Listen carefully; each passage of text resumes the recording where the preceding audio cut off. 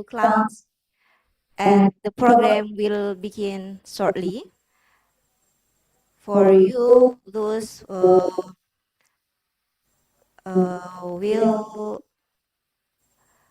join this program, please complete your registrations and kindly take your seat. Thank you very much. Thank you. Masih.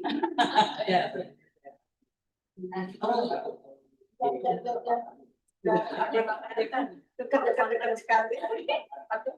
Nggak pernah kamu ya kerja semuanya lebih dekat.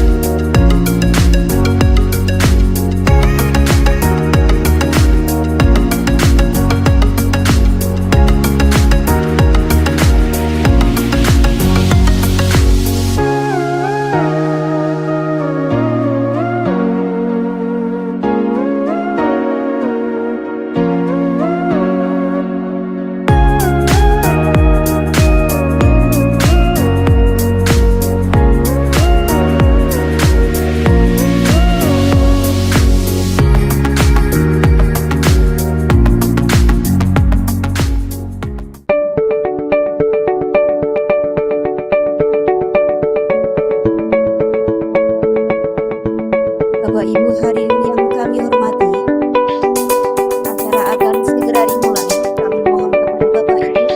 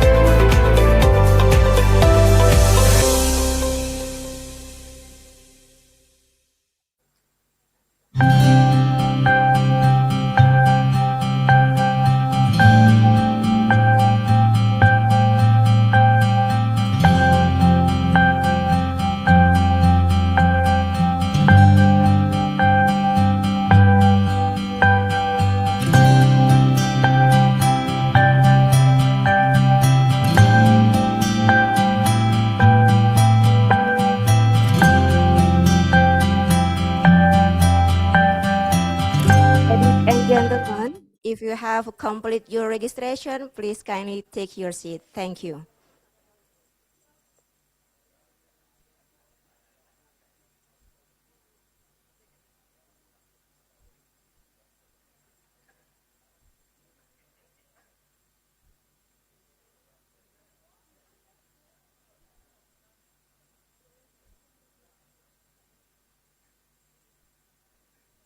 Bapak Ibu hadirin yang kami hormati, acara akan segera dimulai. Mohon berkenan untuk mengisi tempat duduk di barisan depan terlebih dahulu. Terima kasih.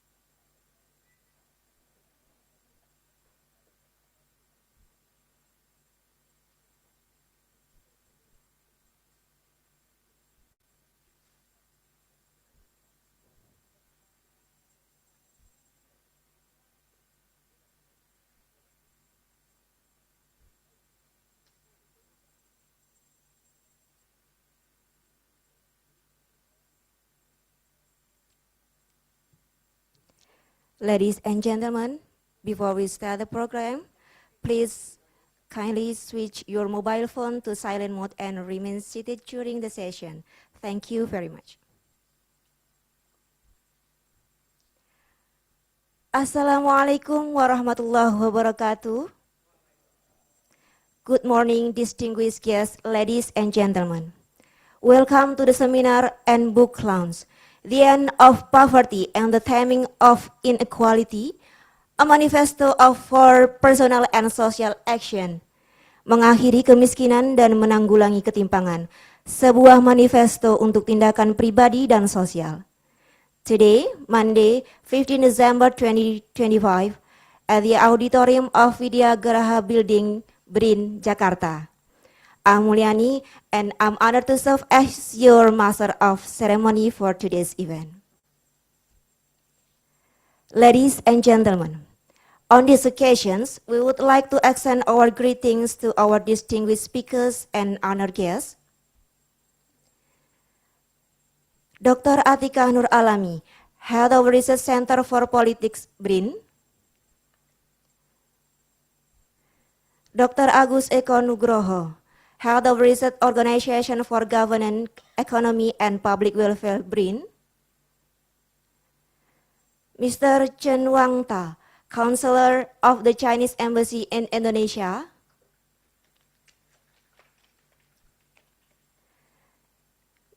Mrs. Kartini Nurdin, Chairman of Yayasan Pustaka Obor Indonesia. Professor Dr. Li Xiaohyun, Lead Chair Professor from China Agricultural University. Professor Dr. Semiarto Aji Purwanto from the Department of Anthropology Universitas Indonesia. Dr. Xu Qin, Associate Professor from China Agricultural University. Dr. Pan Yue, Associate Research Fellow from Jinan University. Mrs. Christine Susana Chin, Director of Strategic Communication and Research, Gentala Institute. Dr. Paulus Rudolf Yuniarto, Senior Researcher from Research Center for Area Studies, BRIN.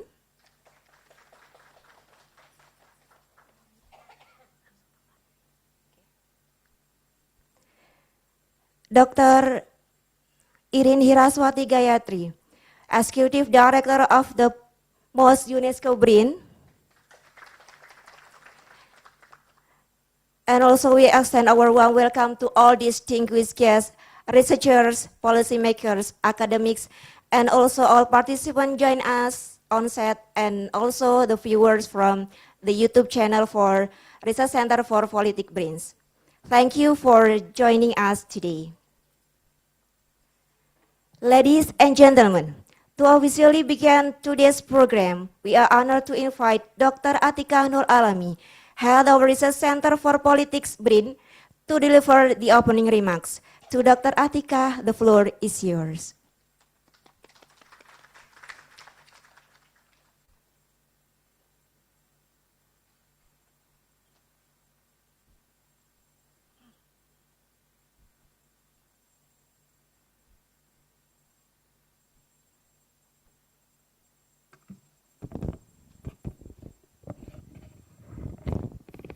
Okay, Assalamualaikum warahmatullahi wabarakatuh. Good morning, everyone. Distinguished speakers, esteemed colleagues, and ladies and gentlemen.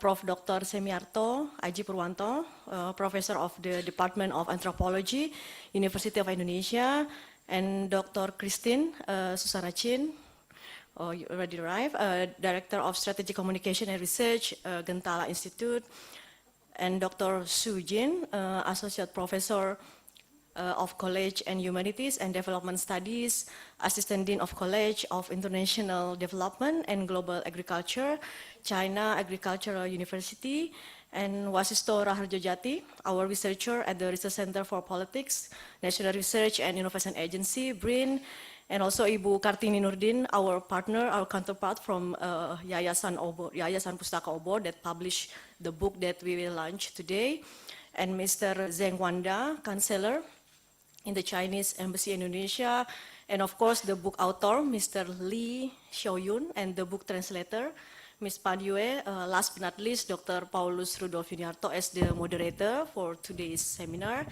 And on behalf of the Research Center for Politics, National Research and Innovation Agency, it's my honor to welcome you all to today's seminar titled The End of Poverty and the Taming of Inequality, a Manifesto for Personal and Social Action.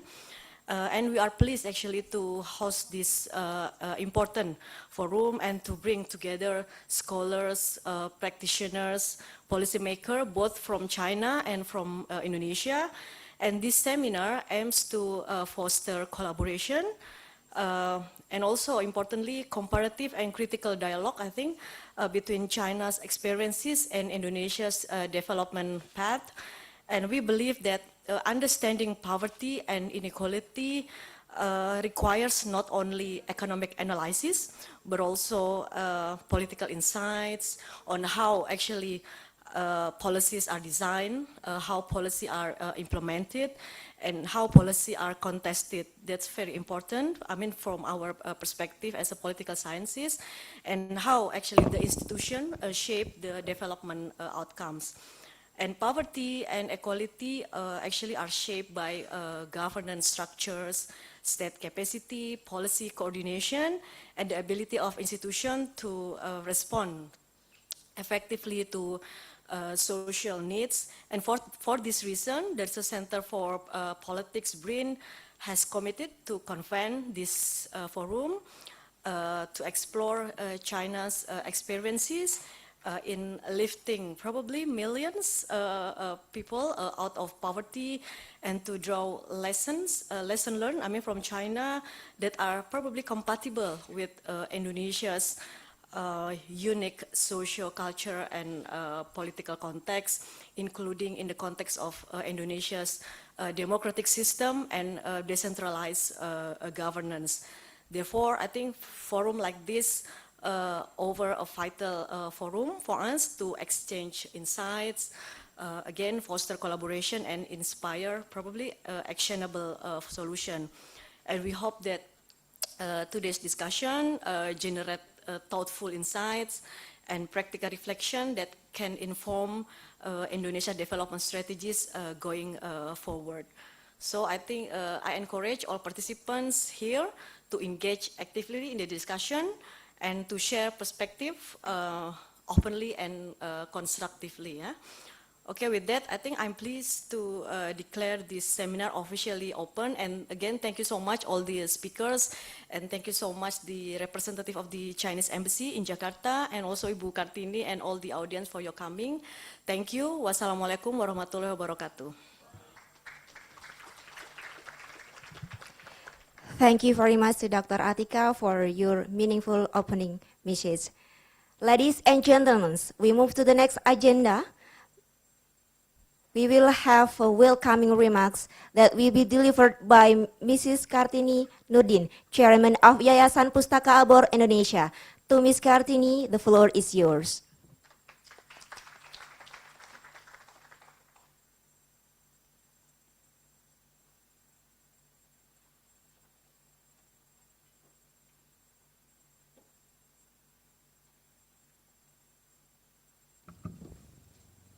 Terima kasih banyak. Assalamualaikum warahmatullahi wabarakatuh. Ya, yang saya hormati Dr. Atika Nur Alami,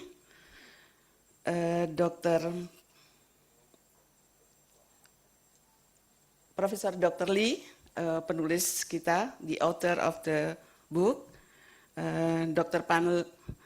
Panjui, ya, and Dr. Yuzin, Profesor Dr. Semiarto, Aji Purwanto, Ibu Christine Susanti, Bapak Vasista Raharjijati, ya, ladies and gentlemen and distinguished guests, good morning, and Alhamdulillah, we are grateful that we can gather here today for the seminar and book launch of the end of Poverty and the Timing Inequality, a manifesto for personal and social action, which translated into Indonesian language by Obor, Mengakhiri Kemiskinan dan Menanggulangi Ketimpangan, Sebuah Manifesto untuk Tindakan Pribadi dan Sosial. This book presents in-depth account of how China, over the course of nearly 4 decades, has succeeded in alleviating poverty through what has been described as the largest social and political engineering project in modern history. We hope that the publication of this book will serve as an important reference for us in Indonesia as we reflect on China's long-term effort combating poverty and addressing inequality.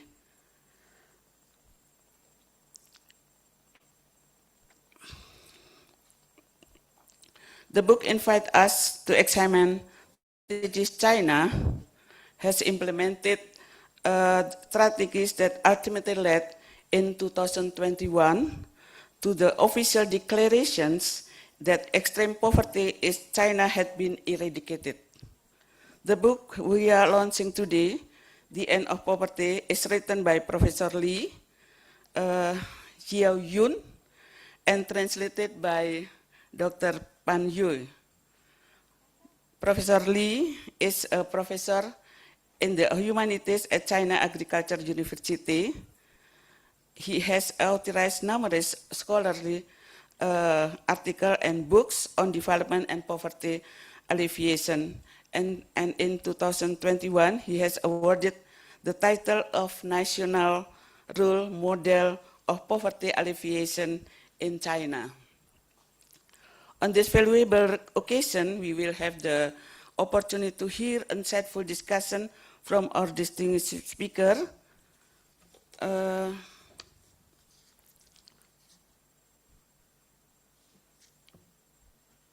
Professor Lee, of course, and then Dr. Wasisto Raharjo Jati, Ibu Christine Susan, and Professor Dr.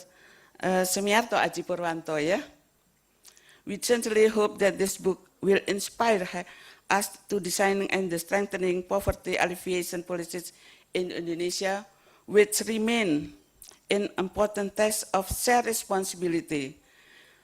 Yayasan Pustaka Obor Indonesia hope that this book will be widely read by policymakers, academics, researchers, community leaders, students, and of course the general public, because poverty is an issue that must address us collectively. This reflects of Yayasan Pustaka Obor publishing books, that we publish the important role of books that are important for us in Indonesia to be read.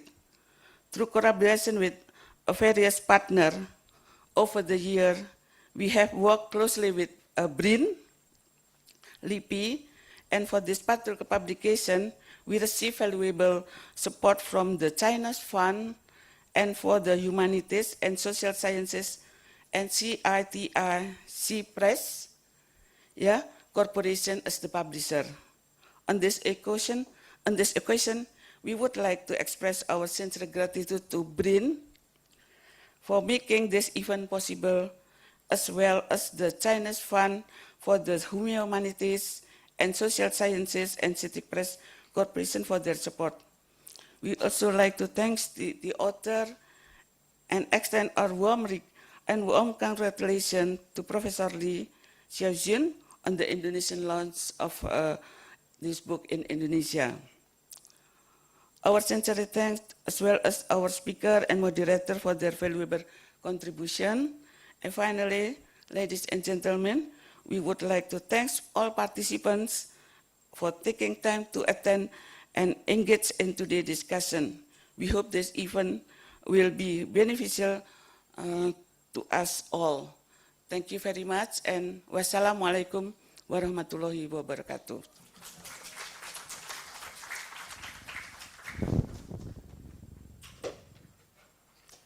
Thank you very much, Ms. Kartini, for your warm remarks. Ladies and gentlemen, we will now proceed to the keynote sessions, and we are honored to invite Mr. Chen Wangta, Counselor of the Chinese Embassy in Indonesia, to deliver the keynote speech. To Mr. Chen, the floor is yours.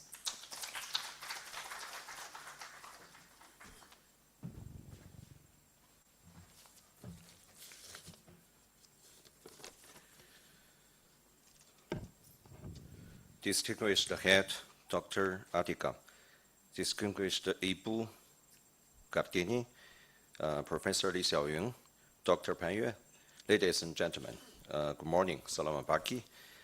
I'm very delighted to attend the book launching ceremony on behalf of Ambassador Wang Lutong and the Embassy of China in Indonesia. I would like to extend congratulations to Professor Lee Xiaoyun and express sincere appreciation to BRIN and all friends from China and Indonesia who had made great efforts for the translation and the publication of this book. The book uses the poverty alleviation story of village Hebiancun in Yunnan province, southwest China, which was deeply poor village, to illustrate the reasons of poverty and the logic of effective governance. It presents the vivid reality of China's poverty reduction practices and offers valuable insights for understanding China's approach and experience in overcoming poverty. How to overcome poverty? It has been a challenge facing the Chinese people for thousands of years. Ending poverty, improving people's living lives, and achieving common prosperity are key missions of the Communist Party of China. Since the founding of the People's Republic of China, under the CPC's strong leadership, the China people had made enormous efforts and extraordinary progress. From liberation to securing basic living needs, and from achieving a modest standards of living to building a moderately progressive society in all respects.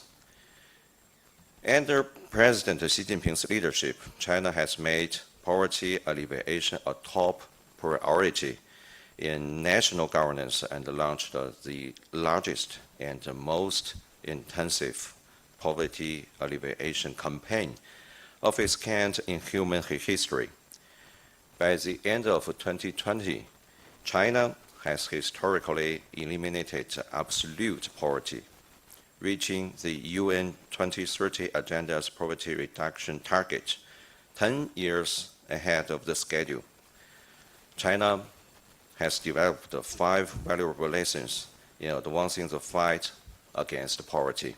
Firstly, adhering to a people-centered approach, pursuing targeted policy, integrating poverty reduction with economic development, helping locality generate growth by fostering industry with distinctive features. Finally, promoting common prosperity by powering up well-off and less developed regions. As the largest developing country with a huge population, China's achievements in poverty alleviation have stood the test of history and practice. It proves that developing countries can eliminate poverty. China can make it, so can Indonesia. As an active promoter, strong driver, and a continuous contributor to the cause of global poverty reduction, China has been committed to the international cooperation in this field. President Xi Jinping put forward the Global Development Initiative, making poverty reduction the priority of international cooperation. Since proposed in 2021, the initiative have mobilized more than 23 billion US dollar, supported more than 1,800 cooperation programs, and benefited people in many countries. Since 2019, the China Embassy in Indonesia has organized 5 training programs, bringing over 100 Indonesian village heads to visit China to learn experience in rural areas. We have worked together with Indonesia on agriculture vocational training programs, providing support for Indonesia's poverty reduction efforts. Ladies and gentlemen, China and Indonesia, we are both developing countries and partners on the path towards modernization. We are facing many similar challenges. I hope that through this book we hereby launched today, our Indonesia friends can gain a better understanding of China's poverty alleviation. I'd like to use today's opportunity on behalf of the China Embassy to donate a collection of books to the Research Center for Politics of BRIN, including the book Xi Jinping, The Governance of China. I hope those books will enhance exchanges between China and Indonesia on governance and development, promoting common progress and better benefit to the two people. Recently, concluded the fourth session of the 20th CPC Central Committee laid out comprehensive plans for China's development over the next 5 years.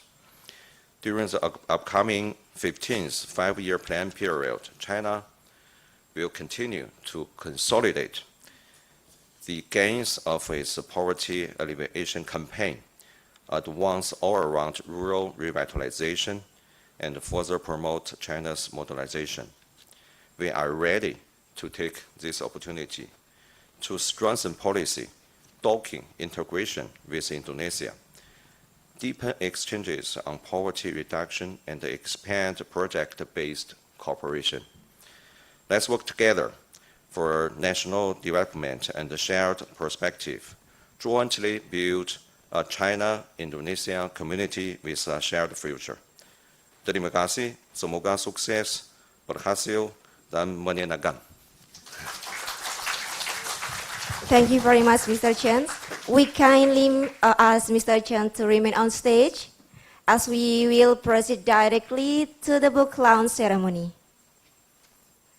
Ladies and gentlemen, we have now arrived at the special highlight of today's program, the launch of the Indonesian edition of the book Mengakhiri Kemiskinan dan Menanggulangi Ketimpangan, Sebuah Manifesto untuk Tindakan Pribadi dan Sosial. May we kindly invite Professor Dr. Li Xiaoyun as the author of the books in original versions in Chinese to come forward. And also we kindly invite Dr. Atika Nur Alami, Dr. Pan Yue, and also Ibu Kartini Nudin.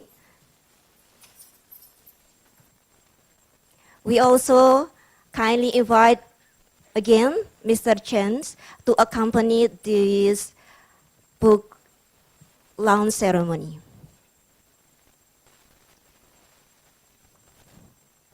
Ladies and gentlemen, as a symbolic gesture of today's book launch, we will now witness the presentation of the book from Professor Li to Dr. Atika Nur Alami, representing the Research Center for Politics BRIN.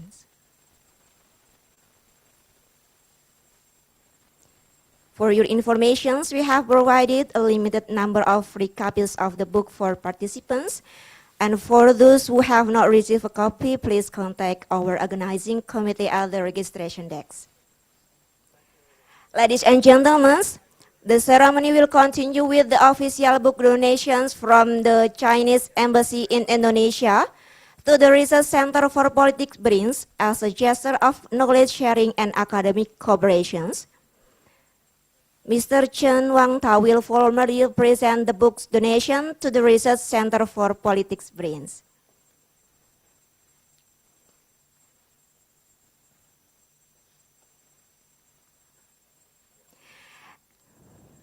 And again, as a token of appreciation for today's collaborations, we kindly invite Dr. Atika Nur Alami to present a souvenir to Mr. Chen Wangta and also to Professor Dr. Li.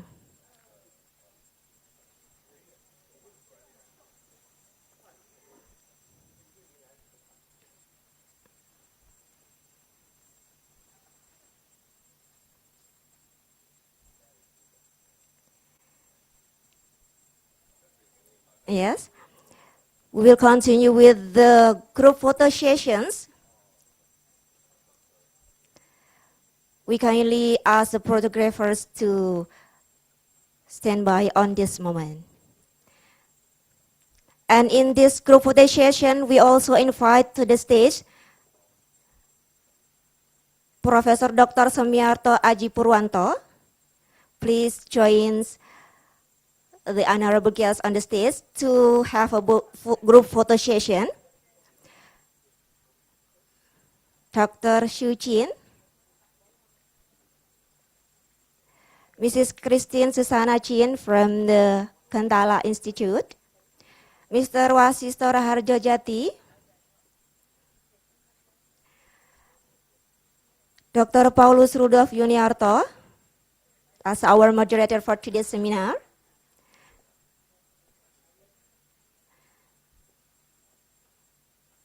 Dr. Irin, please join the honorable guests to have a group photo session.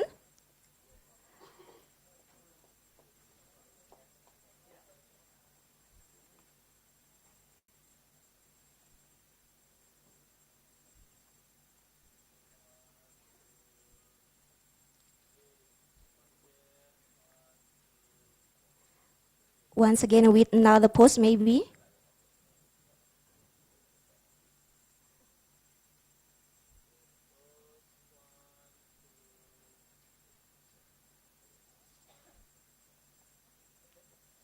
Well, thank you very much.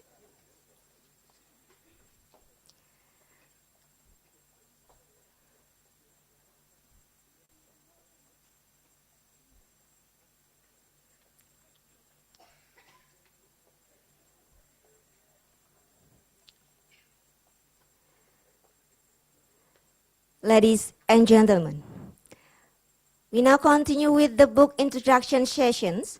We kindly invite Professor Dr. Li Xiaohyun, the author of the books in its original Chinese version, to introduce the books.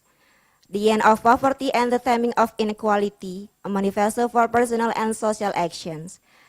To Professor Li, the floor is yours.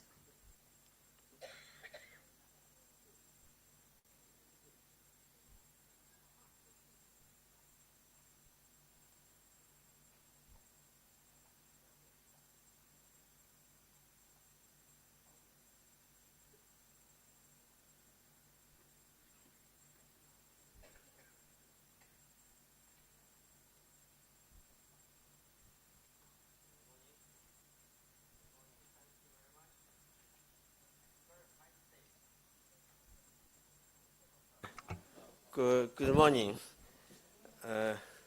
This is very high stage, and I'm not very used to stand very high stage to speak to the people sitting there, and I feel very uncomfortable anyway. And thank you very much for this book launch, and Dr. Antique, if I pronunciation correctly, Antique Noor Alami, and Mrs. Kartini Nudi, and Mr. Zheng Wangda from our embassy, and also my good friend, Professor Dr. Samato, he's also here, and also everyone sitting here. And let me just first thank you all for coming here to have this book launch, and also I have to say my special appreciation to Pan Yue, who made this translation and who makes this possible for many Indonesia friends can read in your own language. And also thanks for the publishing company, and two companies, Chinese company and Indonesian company, and work together to grant copyright and to make this possible. And this is also extremely pleased. I'm extremely pleased to have this, to have my book translated into Indonesia, because book was firstly translated by Professor Xu Jin into English, and then further translated into Korea and other languages as well, and also Portuguese and other languages. And I like to use this opportunity to briefly to present you the story behind this book. And very fortunately, I'm very lucky that I recently host a group of Indonesia scholars and rural development practitioners, quite a number, so like 20, around 20, and some of them sitting here today, in China, to talk about similar issues as we're talking about today. And very fortunately, that our Indonesia friends was in the village, which I'm going to present to you, and all stories, this book. Look, if you see the photo, I really like to have a little bit of light, weak light, too strong. I cannot see the photos. Cannot? Yeah? Because otherwise you cannot see the photos.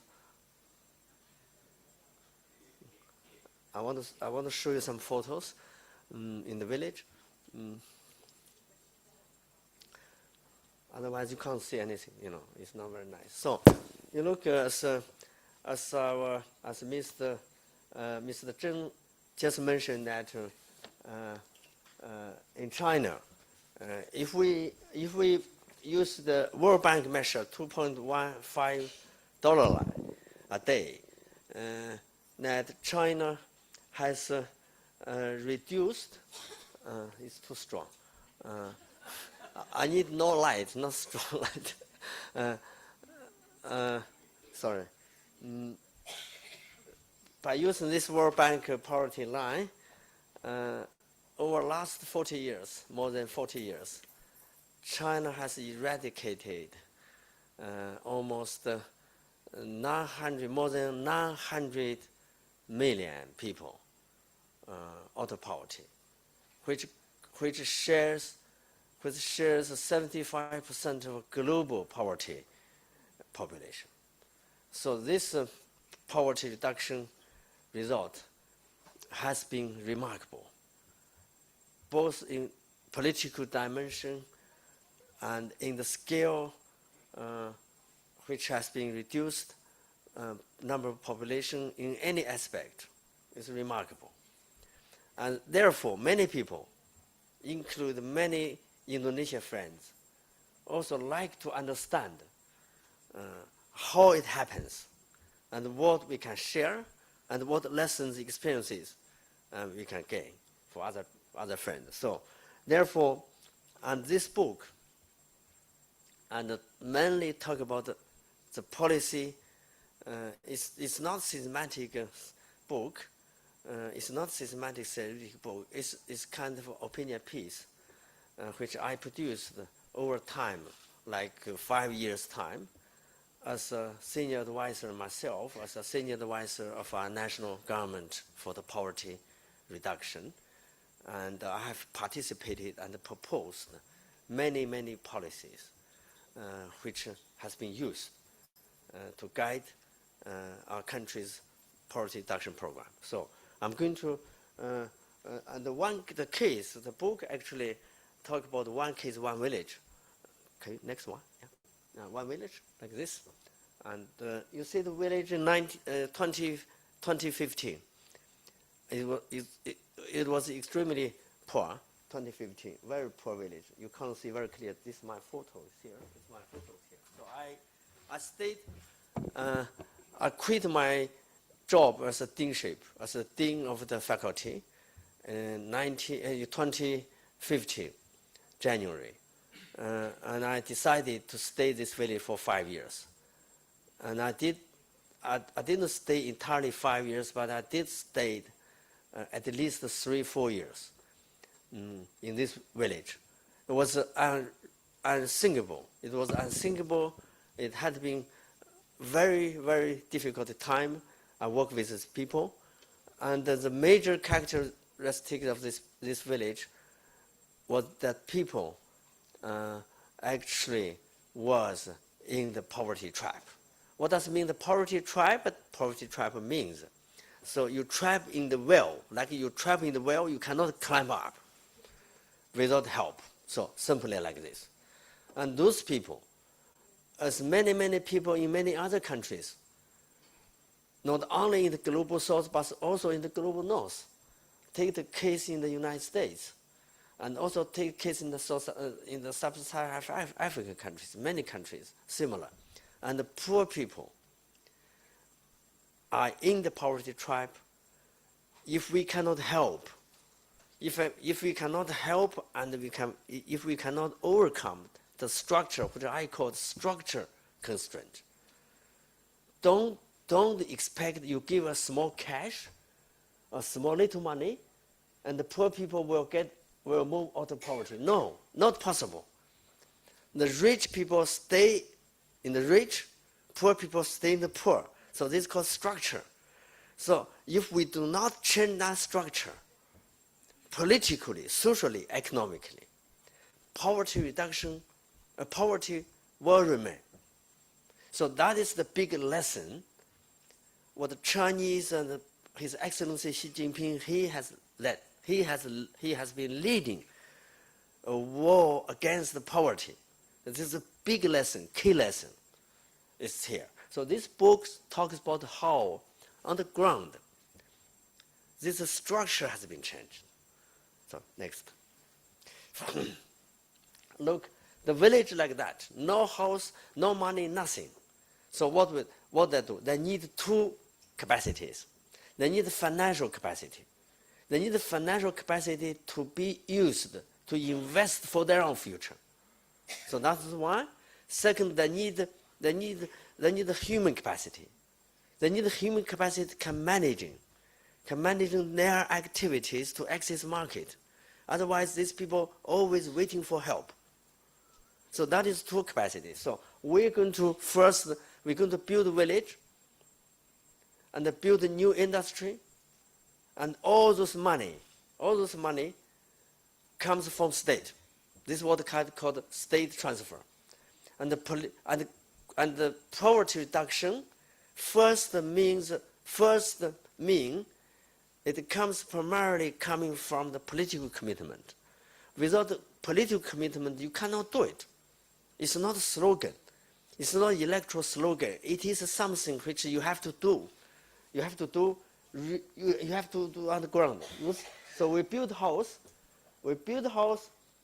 and at the same time we build house half for the farmers to live, another part for being used as a guest house. We call it your people, your mama's guest house. And which was I used this name to call for public donation for money to renovate each mother's guest house, which was 2015, 2016 was very famous in China. Everybody knows it's called Yaozhou Mama de Kefang. It's called your mother's, your group, your mama's guest house. So I collect money, public money, donations to build this, build this one, next one. Yeah. So this looks like today. And unfortunately, you cannot see very clearly because of light, but you see our friend, Indonesia friend, you're here. Your photo is here. This is your photo. This is Sophia. That's the last few days. I'm sorry. Yeah, last few days you are all in the village. So this village now. So look, the 2015 annual income. 2015 annual income. Look the 2024, 7 times. Family income increased 7 times. So this is, it's okay, 7 times, okay. I want to show you, yeah, no. It's okay. So, yeah, 7 times. So the change, complete change, the village, so this is only the one village. This is only the one village, but there's many similar villages in China. Many.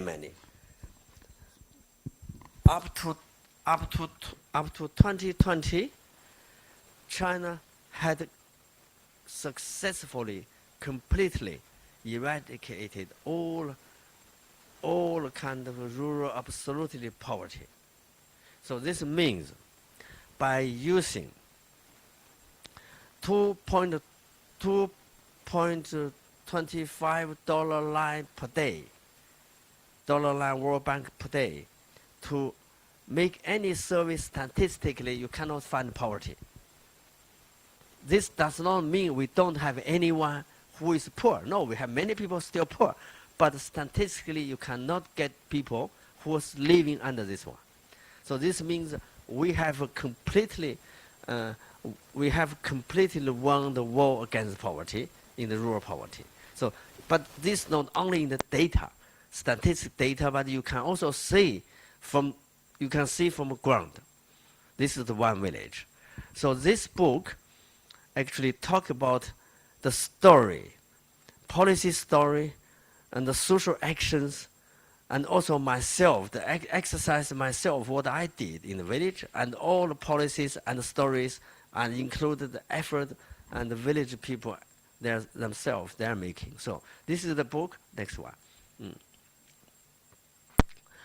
And after the poverty reduction, we continue persuade rural revitalization.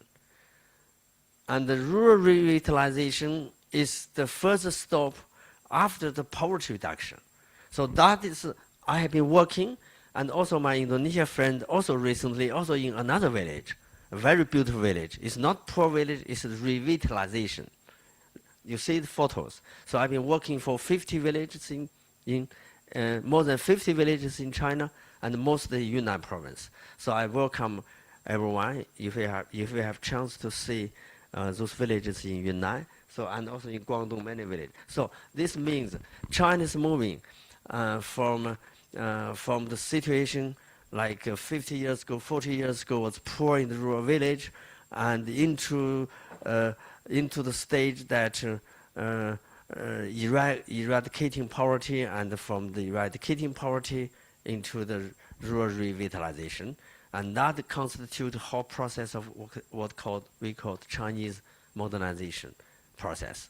And the Chinese modernization process and presented the effort, which I would see further. I will see a few lessons, the why we can achieve this one. As Mr. Zheng from our embassy said, China can do it.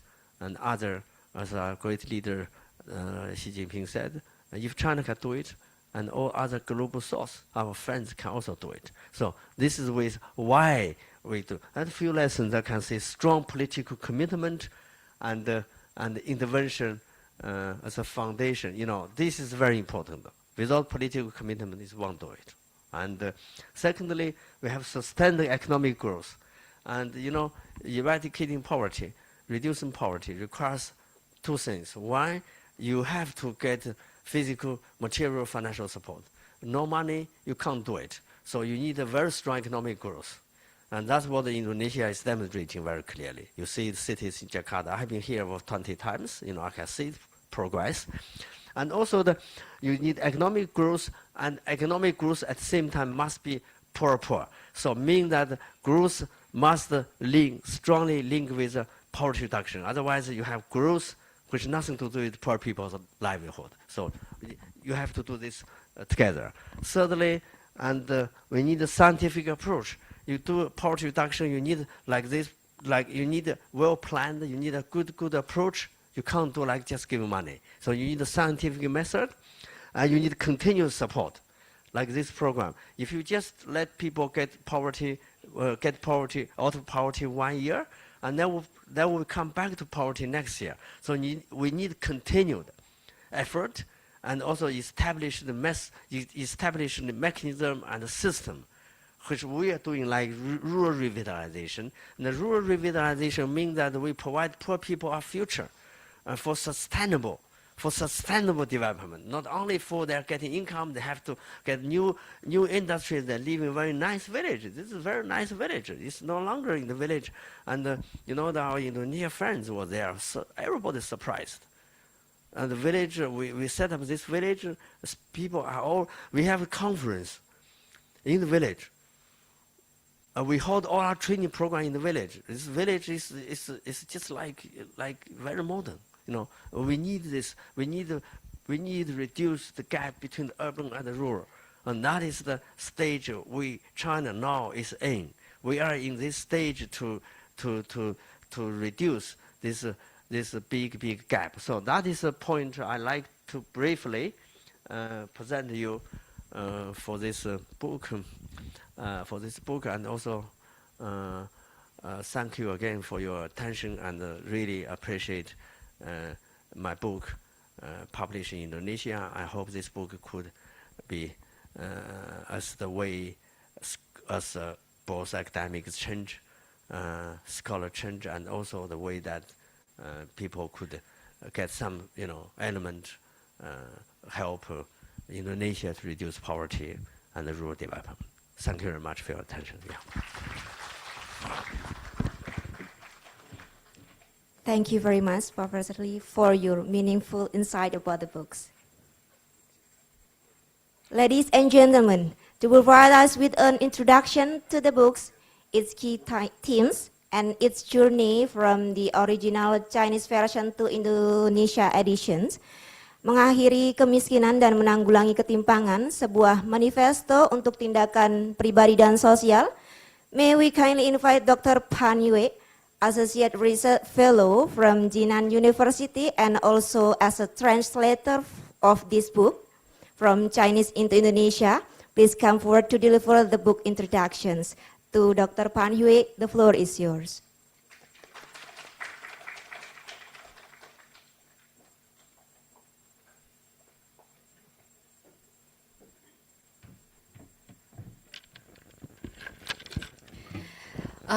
Selamat pagi Bapak-Bapak dan Ibu-Ibu yang saya hormati. Meskipun saya sudah beberapa kali kunjungi BRIN, tetapi ini yaitu pertama kali berdiri di depan podium untuk menyampaikan beberapa hal, dan sebenarnya saya akan dimulai dengan sesuatu pantun, yaitu pisang emas bawa belayar, masak sebiji di dalam peti. Kalau dalam bahasa Mandarinnya yaitu 金黄的香蕉随船远航，一棵熟放在箱中珍藏. Artinya yaitu sama seperti emosi atau perasaan saat ini, yaitu setelah rajin kerja, kemudian buku ini dalam bahasa Indonesia sudah jadi dan sudah dipegang oleh bapak-bapak dan ibu-ibu sekarang, dan saya merasa sangat senang dan sangat thankful kepada semua peserta dan semua tamu-tamu yang sudah memberikan kontribusi di dalam buku itu. Dan untuk menyampaikan respect kepada acara ini, saya akan mulai dengan pidato saya dalam bahasa Inggris. Ladies and gentlemen, it is a great honor to stand before you as the chief translator of Indonesian version of the Mengakhiri Kemiskinan, yaitu the end of the poverty. This project, supported by the China National Social Science Fund, represents a significant moment in academic exchange between China and Indonesia. My translation journey was driven by a profound belief in the power of shared knowledge. The core challenge was not merely linguistic, but cultural and contextual. I strive to ensure that Professor Li Xiaoyun's groundbreaking ideas, particularly his mental question of poverty framework and the community-based participatory development model from his decade-long field experience in Yunnan Hebian village, resonated authentically with Indonesian readers. We were fortunate to have the collaboration of nearly 10 scholars from both countries, including esteemed Indonesian professors like Pak Aji dan juga dari Pak Soyan, whose insightful prefaces greatly enriched the edition. For Indonesia, with approximately 26 million people still living below the poverty line, often in remote regions like East Nusa Tenggara and Papua, which share geographic and social characteristics with parts of Southwest China. This book is not just theoretical, but immensely practical. It moves beyond a simple success story, offering a critical reflection on development paradigms. The Chinese experience with precision targeting, classified measures, and social mobilizations provides a valuable reference for addressing Indonesia's own challenge for regional imbalance and rural poverty. Crucially, the book aligns with the spirit of Indonesia's village law, emphasizing village as active subjects of development rather than passive recipients of aid. Ultimately, the translation is manufacture for action. It underscores that ending poverty is a shared global responsibility, requiring a social concern involving government, communities, and academias. I hope it serves as a bridge for mutual learning and contributes to a more inclusive global knowledge system for poverty reduction, especially among global South nations. Banyak terima kasih, dan jika ada peluangnya, silakan kunjungi atau rajin kunjungi China, khususnya Provinsi Yunnan. Banyak terima kasih.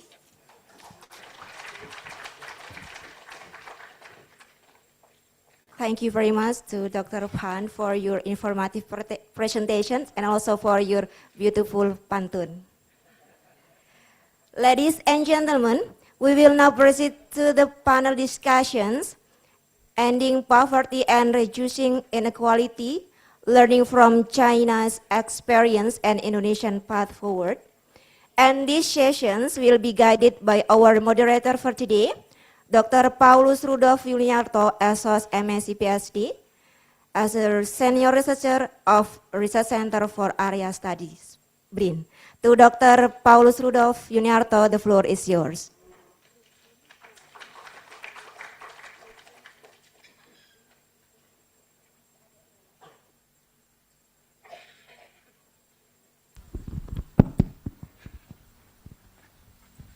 Good morning, everyone. Now we are entering a panel discussion. So I would like to invite the four speakers in here to going to in the podium, Dr. Sujin,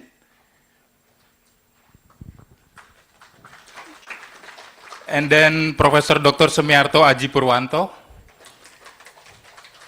Ibu Christine Susanacin,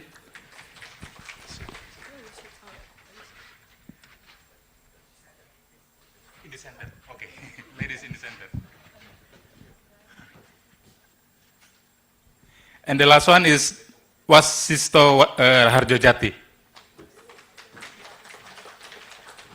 Di mana, Cek? Bebas, Cek.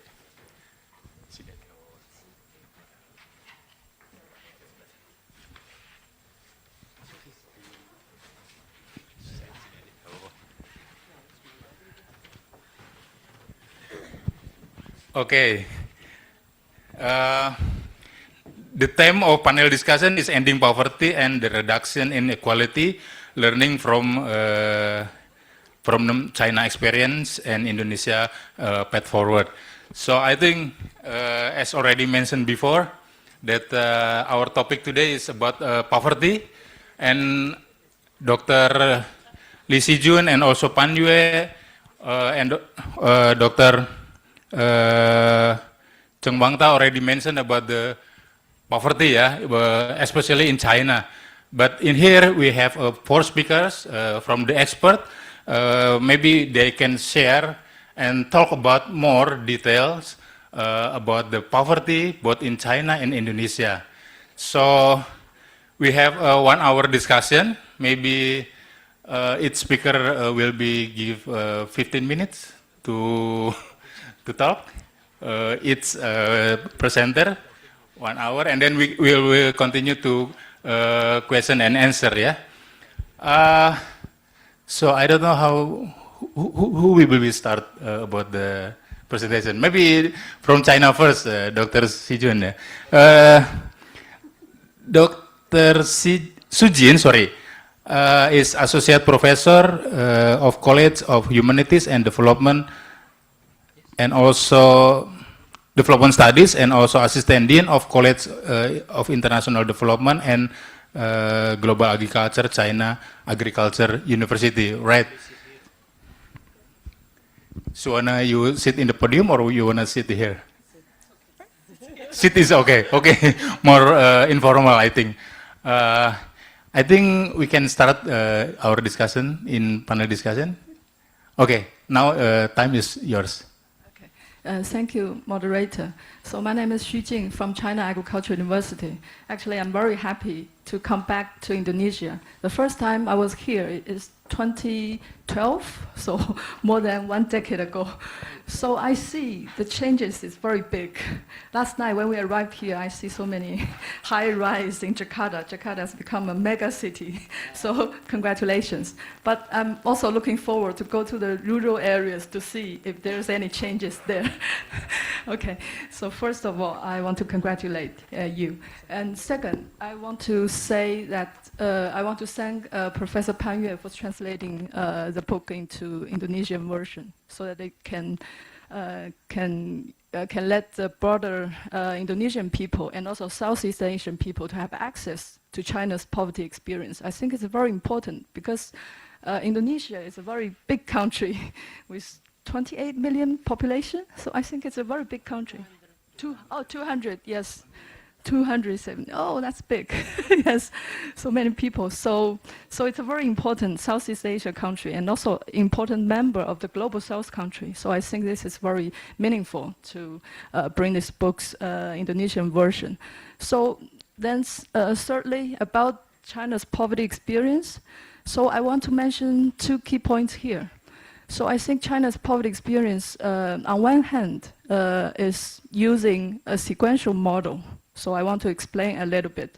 Because, you know, China started reform and opening up in 1978. So that's a new era. We began our reform. We can divide it into several stages. Stage 1, the initial stage, is in the early 1980s when China started to scrap its people's communal system, and we introduced the rural household responsibility system, which means the individual farmer families, they have their own say on managing the land.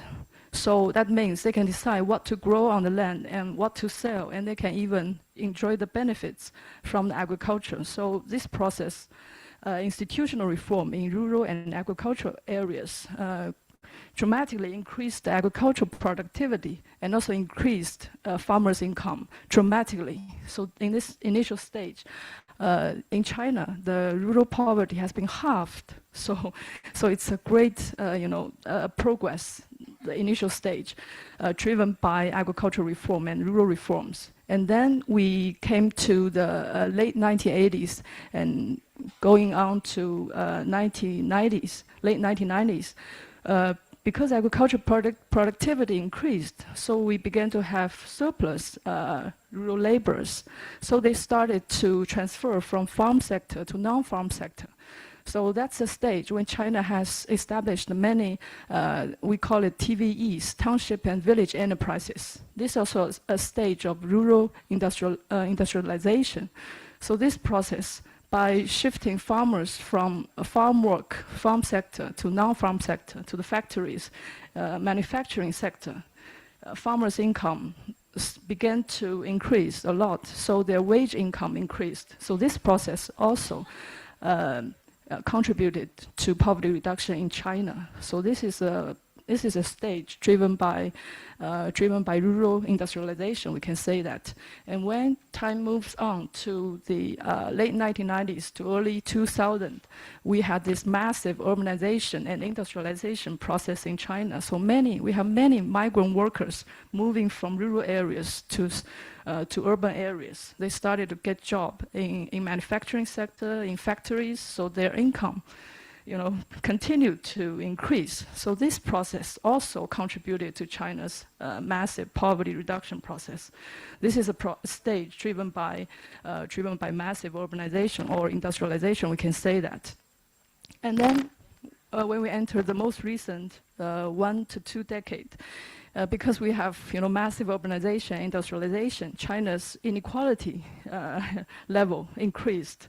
Our Gini coefficient efficiency even reached more than 0.4. So that's a serious problem. So that's why Chinese government started to introduce an unconventional approach to tackle the poverty issue in China. So that's what we call it the targeted poverty elevation in the first phase. And then the state elevated this into a national-wide poverty elevation battle. So as we all know that in the past 1 decade, China won this great battle against extreme poverty. We have eliminated all the remaining rural extreme poverty. So this is a great success. So we can say that, so this is a kind of different stages driven by different driving forces for poverty reduction. So it's a kind of a sequential model for poverty reduction. But of course, this connectivity between these driving forces are very important. So first, agricultural reform, rural reform, and then we have the rural industrialization, and then move on to urbanization and industrialization. And then when inequality rises, we started to have this unconventional approach on poverty reduction. This is very important. I think it's also may provide some relevance for other global South countries to connect these different driving forces. And the second, the key point is that China's development model or poverty reduction model is also a parallel model, or also we can call it a synchronized model, because these driving forces also, take place also in the same period of time. And secondly, now we have elevated our poverty reduction strategy into a new stage of policy, that is rural revitalization, as Professor Li has just mentioned. So this means China's urbanization is still ongoing. Now we have more than 60% of people, almost 70% of people living in the urban areas. And also, if we look at the statistics, we can see our agriculture GDP share is only less than 7%. But at the same time, our agriculture employment rate is still 23% or something like that. So we can see there is a kind of a symmetry here. So if we look at the United States, we look at Japan, their agriculture GDP share is almost the same with their agriculture employment share. So that means we still need to continue the urbanization process. In this sense, our agriculture productivity, especially per labor agriculture productivity, can increase. So this is very key to improve, to promote agriculture modernization and also rural modernization.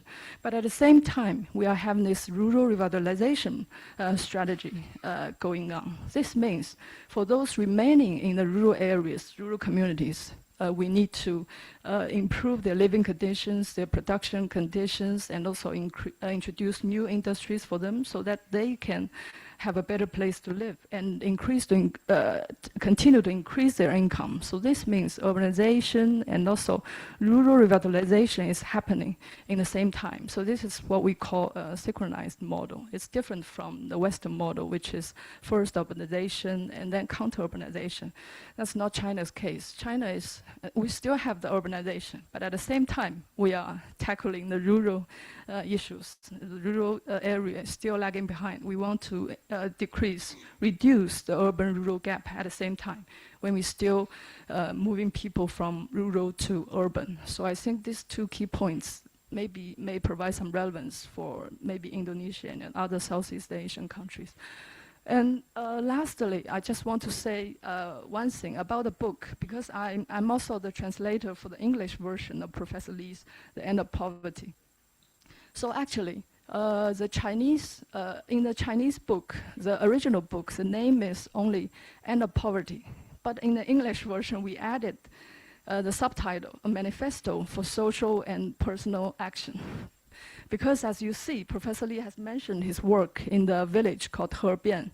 So he has been working in the village for more than 1 decade. Today, he's still going to the village to help the villagers to improve their lives. We are still introducing more programs to the villages. Actually, now, today, his work has expanding to more than 50 villages in China, including poverty alleviation and also rural revitalization, these kind of things. He's also supporting our government for their policy innovation in terms of rural revitalization and poverty reduction. So I think, actually, it's not very normal for a professor to do such things in a village. In 2015, when Professor Li told me, Xu Jing, you come to the village, I want to discuss your PhD thesis. I went there. It was my first time to go to the village.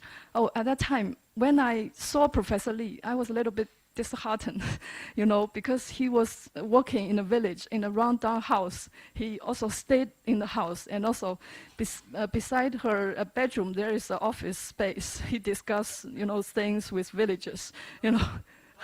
Not just like this, not just like this. So I think it's, you know, but it's also very encouraging that you have such professor engaged in poverty reduction, things like this. So I think state intervention really matters. It's very important. But what is also important is that you should have individuals engaged in things like this, poverty reduction. So the broader societal efforts is also important. I also wish maybe we can see professors in Indonesia engage in such kind of things. Anyway, this is some of the message I want to convey to you. Thank you all.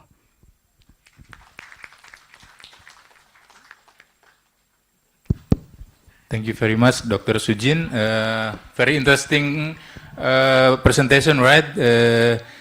Dr. Sujin said there are, two ideas related to poverty in China. First, she talked about the history of poverty of affiliation program, and there are, I get some interesting word that in China, poverty is, you said, a battle. Battle, it means that like war, yeah? Like war. I think this is quite interesting in China. Poverty affiliation program is like a battle. State and society and also individual, they're trying to affiliate the poverty from rural areas. And that's the one point. And the second point, there are shifting ideas from poverty affiliation in China, from rural, they move to urban, and then now they back again to rural. So I think this is quite very interesting from China experience. Okay, that's from China experience. Now we would like to continue to the second speakers. I would like to invite Professor Dr. Semerto Aji. I think we already know Professor Semerto Aji is quite famous, not only in University of Indonesia, also in BRIN. I do not talk more about Dr. Semerto Aji. I think Dr. Semerto can introduce yourself and also your presentation. Okay, time is yours, Prof. Terima kasih, Mas Rudolf. So, my name is Aji. I'm from the Department of Anthropology, Universitas Indonesia. So, the last statement from Dr. Suzin about Professor Lee actually remind me of my experience more than 35 years ago when I was a undergrad student. You know, as an anthropologist, I also undergone this kind of participant observation research. But at the time, I only stay in the village for 8 months. So compared to your research, very rough, 3 to 5 years in the village, it's really remarkable. And I continue my research for my PhD in Karawang, another villages in West Java. I learned about the rural-urban exchange, trying to explain how the urban farmer in Jakarta, that some of them really come from the village about 100 kilometers away from Jakarta. So again, I stay in the village. I think it's about 1.5 years. So compared to what Prof. Lee experienced, I think mine is nothing. So, well, I'm not to summarize the book by Professor Lee, but I'd like to offer how the anthropology can, or maybe useful to see the phenomena of poverty. And I think I also would like to see how the idea of this book may relate to Indonesian and global South cases. So I prepared my presentation in some slides. So can you just move to the next slide? So why this book matters for Indonesia? China successfully lifting, not 800, yeah, Professor Lee mentioned 900 million people out of poverty. That is not a simple statistic. It is represent a national commitment, political vision, and deep social mobilization. So don't forget, when we talk about elevating the poverty, especially in the rural area, it's also mean a social mobilization. And with 900 million people, it's a huge social mobilization. And for us in Indonesia, the book actually serves as a mirror. Yeah, it forces us to reconsider how we define, perceive, and respond to poverty. You know, our discussion about poverty mostly shaped by technocratic language, budget, indicators, and program inputs, for example. So the book instead asks to look at human lives. It asks, for example, what does poverty feel like? So you have to feel what the poverty likes. How does it persist? And how do policies interact with the realities of families and communities? These questions are essentials, especially when we talk about massive elimination for extreme poverty by 2030s. That's a political promises, actually, yeah? And how to reshape our rural development. And I would like also to underline why poverty should also seen not just as an economic condition. Okay, click another slides. So, like I already mentioned, that poverty in Indonesia is often seen as lack of income, assets, or human capital. But as an anthropologist, I learned that actually poverty is also a result of marginalizations. It's a power asymmetric relations and historical exclusion. And development practice often seen also actually about the failures of state to elevate the people from poverty. Yeah? The same policy of the state can succeed in one place and fail in another because of the social ecology difference. Some say that it's about the social ecology, but we know already that it's not just about the ecology, but about also the political asymmetric relationship, for example. So this is power relations, yeah. So thus the book helps us to reconnect policy with actually human experience. It's not just as simple as asking how much money people have. It's also about how they are positioned in social system, how their voices are heard or silenced, and how institutions shape the opportunities available for them. So with this way, I hope that we recognize why technical solutions often are insufficient.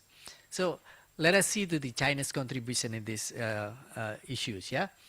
So I think what Professor Lee has shown for us is actually goes or went far beyond definitions. Yeah. One of the stronger contribution of Professor Lee is his definition of poverty as multidimensional condition shaped by access, cultural orientation, and the uneven division of modernity. So poverty arises not only from material scarcity, but also from differences in worldview, in expectation, and the ability to navigate modern institutions. So this is actually kind of new perspective on how we define poverty. It's like a mixture about mixed position, how we see poverty from the lens of social and political approach, but also from economics. And he argues that poverty is often produced when traditional ethical systems collide with modern expectation. So again, never does the poverty stand alone as one variable. So it's like a dialect between the local and the global issues. Yeah. So it's sometimes creating exclusion for groups who cannot easily adapt to modernity, for example. This pushes us to move beyond simply binaries such as absolute versus relative poverty, and toward a more nuanced understanding that connect economics with culture and histories. This is also interesting thing for me as an anthropologist that Professor Lee also mentioned about the culture issues in this. We have learned from the 90s, since the Oscar Lewis from an anthropologist from US talked about the culture of poverty, and in Indonesia during 80s, some of my professors also talk about maybe Indonesia become hard to escape from the poverty because we do have kind of culture of poverty here. So this is interesting because we have this similar thing before in Indonesia. Yeah. So the one that also become a great contribution of Professor Lee is this strategy, TPA, or Targeted Poverty Alleviation. So far from trying to elevate the people in the poverty all at once, for example, Professor Lee said that the core innovation of China approach, the targeted poverty alleviation, lies in its micro-level precision. So it's micro-level precision. So it's not just about how we disperse a lot of money to the rural people, for example, without knowing what happened, what really happened in the real life, in everyday life. Instead of treating poverty as a regional category, it maps individual households, identifies their specific barriers, and mobilizes resources accordingly. So this transforms policy into finely tuned instrument capable of responding to the complexity of real lives. Now, Professor Lee, we in Indonesia really have a problem with this huge variety of social and political, social and cultural background. We live in many spread islands, for example, with very different social and cultural backgrounds. To say that we are really have a variety of conditions in Indonesia, and it is important also to note that this TPA, Targeted Poverty Alleviation, goes beyond material support. So it's not, we are not talking about material support. It includes effort in reshape aspiration, strengthen confidence, and integrate communities into modern economic system. This is also very interesting in Indonesia. When I talk about social and cultural variation, when if we take this evolution paradigm, for example, some of our social group in Indonesia really live, for example, in the hunting and gathering mode. Some in a very simple agriculture, while others, like in Japanese, they employed some modern or intensive agricultures. So this kind of, say, cultural evolution stage is quite different. So when we talk about the integration of communities into modern economic system, that will be quite challenging for Indonesian. So this raises actually a critical questions. How can our programs become more sensitive to the social and cultural landscape of the communities that we serve? This really become our problem here. And as an anthropologist, the next slide, please. I think, no, I'm sorry, I only know about anthropological, but I know nothing about anything else. So I'm really focusing my speak in anthropologists. So actually anthropology may help us to reveal the assumption hidden inside development project. Some scholars, and actually my professor before, like Pak Kuncharaningrat or Pak Sudi Suparlan, thought that our poverty actually caused by symbolic marginalization. So it's not just material marginalization, but symbolic marginalizations. And some scholars like Tanya Lee have long argued that poverty cannot be understood without listening to the voices of those affected, their aspirations, fears, dilemma, and worldview. So development programs sometimes ignore these voices, and well, it risks reproducing inequality even while trying to eliminate. So it's like a paradox, yeah. This book resonates strongly with that insight. It shows how poverty alleviation effort must be grounded in empathy and cultural understanding. As an anthropologist, I cannot agree more with this sentence. Actually, anthropology acts as a bridge between policymakers and community, trying to translate values across world that often do not naturally speak to each other. So actually, we would like to have this kind of bridge, how the policymakers, how the policy development can really implement to the reality, to the peoples in the village, for example. So let us also check or see the Indonesian current path in these poverty alleviations. Okay, there's a lot of program actually has already produced by our Indonesian institution like the Bappenas, the National Planning Bureau in Indonesia, and also some ministers concerned with this development. We have, for example, a program Keluarga Harapan. Yeah, it's a family hope program. The Dana Desa, the village fund, and various forms of social protection.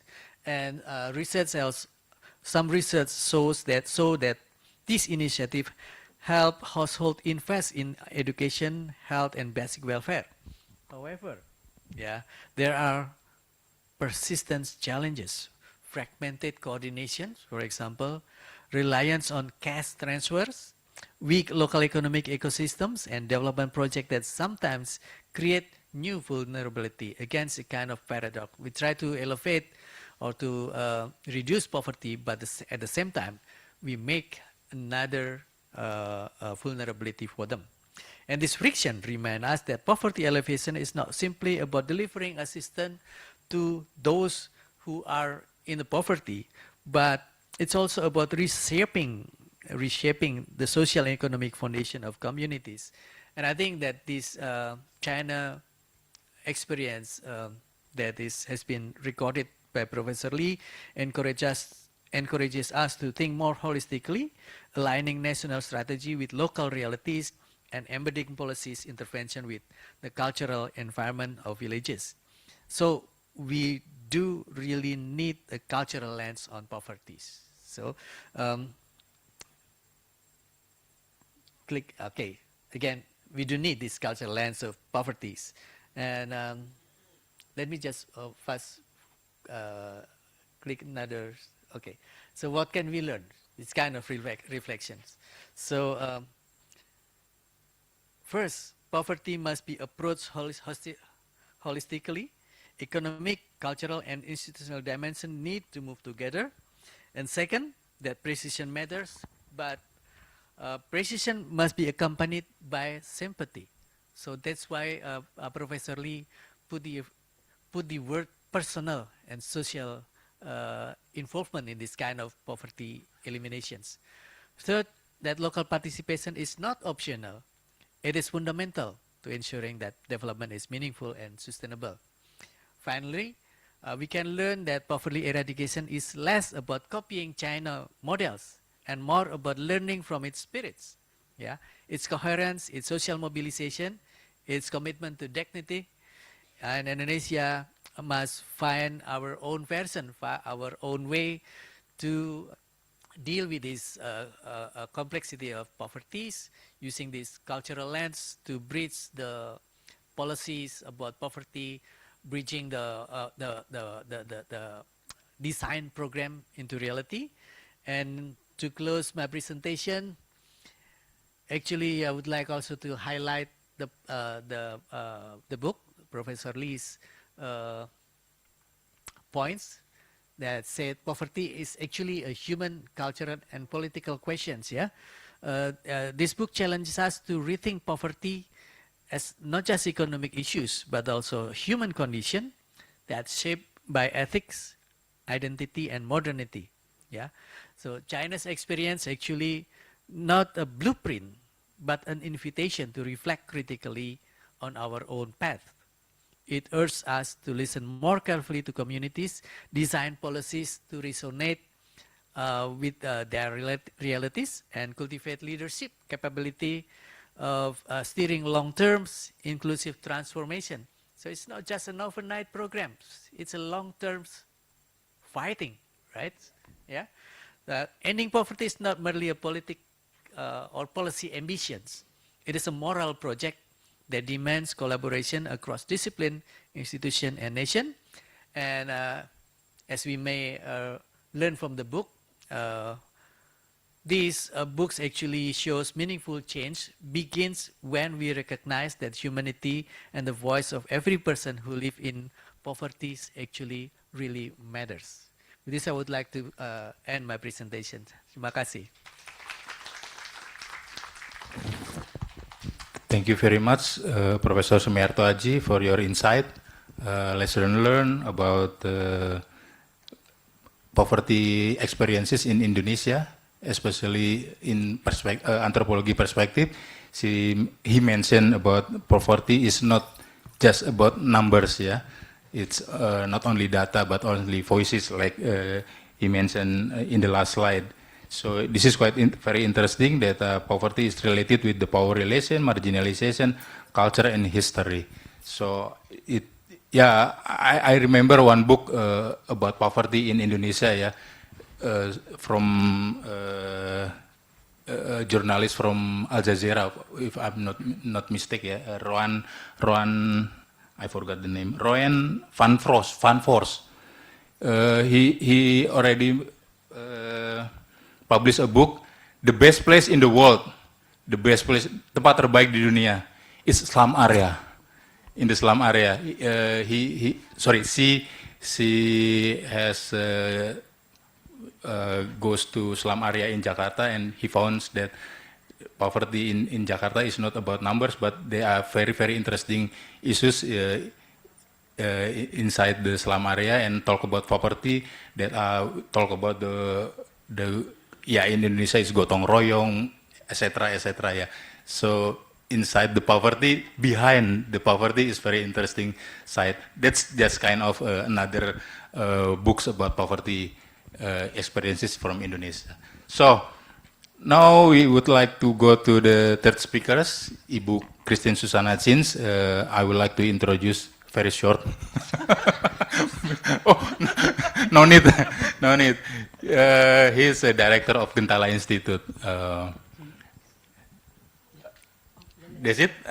Gentala Institute, yeah. So maybe Ibu Christine can introduce about the institution or about yourself also. Okay, now time is yours. Thank you, Paulus. It's both a great pleasure and honor for me to be in this esteemed panels.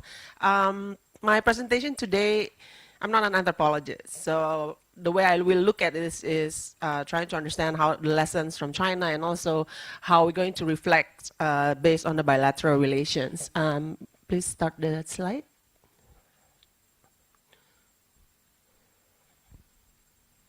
So my presentation is going to sort of like briefly highlight some of the points in the book that I find quite fascinating, and also pinpointing on the issues of quote-unquote political reform that is often misunderstood, especially in Indonesia when it comes to looking into China's reform, as if like economic miracle that's happened in China happened without political reform, like authoritarianism will ensure economic development, etc. So all this kind of like misconception about development and also political reform. And I will also sort of like touch upon the current situation of the comprehensive strategic partnership in the new era as we are entering the first year of our new administration. And I will sort of like conclude into looking at the way forward, especially when it comes to sectors that are greener, smarter, and also more sustainable. Next. The book, I find the book very interesting in the sense that the ethnographic experiences that being shared, highlighting the cultural aspect, identity aspect, social aspect, etc., is very sort of like illuminating for a lot of Indonesians who has suffered knowledge gap because of our diplomatic relations being frozen for almost for over 2 decades. Like myself, I think a lot of people in Indonesia, I find, take for granted how significant poverty alleviation in China is. I myself am not anthropologist. I don't have ethnographic training, etc. But I did have a personal experience visiting China for the first time to visit my quote-unquote ancestral land in around 1982, when it was still illegal for Indonesians to come to China. And I went to Meixian, my ancestral in Meizhou, and it was horrible. It was traumatic for me, in a sense, because we had to go through Hong Kong to go to China at the time. And Hong Kong was so fascinating. It was bling bling. It was like gemerlap everywhere here and there. And then I came across Beijing, which is still very empty. And then I went to Meixian, which the poverty was really, really bad. As a child, as a student at the elementary school, I was crying all the time if I had to go to the toilet because it was so horrific for me at that time. And then, of course, like, actually I had the opportunity to visit Meizhou again this year, just last month, and already it's a very different place. I'm attending the World Hakka Business Forum. They have this building especially built for this Hakka convention. I myself, I'm also Hakka, sub-ethnic Hakka. So the difference from 1982 up until now is very significant. And I had the opportunity to study in China around the 2000s. So I was witnessing, quote unquote, how poverty was reduced in China, although I did not have the knowledge or at that time and the understanding of how it was sort of like how it was happening. That's why the book is very important, because it gives, it pushes us to rethink what poverty is all about. Poverty becomes something that is solvable, not just being entrapping people, but also something that we can sort of like find ways to solve. And I'd like to highlight the two elements that is very important, which is dedicated in this, having dedicated institutions to push for this reform, and also having shared knowledge. I think these two elements is the two elements that we can learn more in-depthly in the future, I hope, from this book. And I think like this dedicated institutions and shared knowledge is supported by, it has a political and social significance when it comes to indicating, highlighting the government political commitment, and also the institutional innovations on how the government is trying to overcome this poverty trap by using innovative ways to, say, for example, pairing urban officials with rural villages. It's almost like mentoring for the urban areas, for mentoring the rural areas, so that they can sort of like push poverty eradication program in tandem together. And also the book is, in a way, call for action that I think can be quite inspirational. Next. The book also highlights some of the evolution stages that 78 until 2000, where economic growth was primary. While they understand the importance of social justice and environmental protection, that was secondary. And things, there is a serious shift to sustainability and inclusivity around 2001 until 2013. And also by 2013 to 2020, there's an inevitability to continue with reform that focus on sustainability and inclusivity, especially as new challenges are happening, especially when it comes to demographic structure, industrial structure, and also corruption, rampant corruption that's been happening in China. The growth at all costs program initially has led to rising inequality, endemic corruption, financial bubbles, and also environmental degradations. I'm tapping into a book by Professor Ang Yuan about how China escaped the poverty trap, and also her presentation about the three Chinas when we try to look into how political reform is actually happening in China. Next. So why I say misunderstood reform, especially when it comes to political reform, is that whenever we speak about the China model, it's always about like economic miracle without political reform. It's always a dichotomy between democracy versus autocracy, Washington consensus and Beijing consensus. So all this detrimental dichotomy is pretty much being overshadowed by the intensifying geopolitical competition between the United States and China, especially in recent years. Whereas throughout the time, if we want to look beyond the dichotomy, there are actually quote-unquote hidden political reforms happening that enable the process of poverty eradication in China significantly. First and foremost is the bureaucratic reforms that has started during the era of Deng Xiaoping, where the government was, the bureaucracy was pushed toward a more decentralized, more adaptive, and also more results-oriented.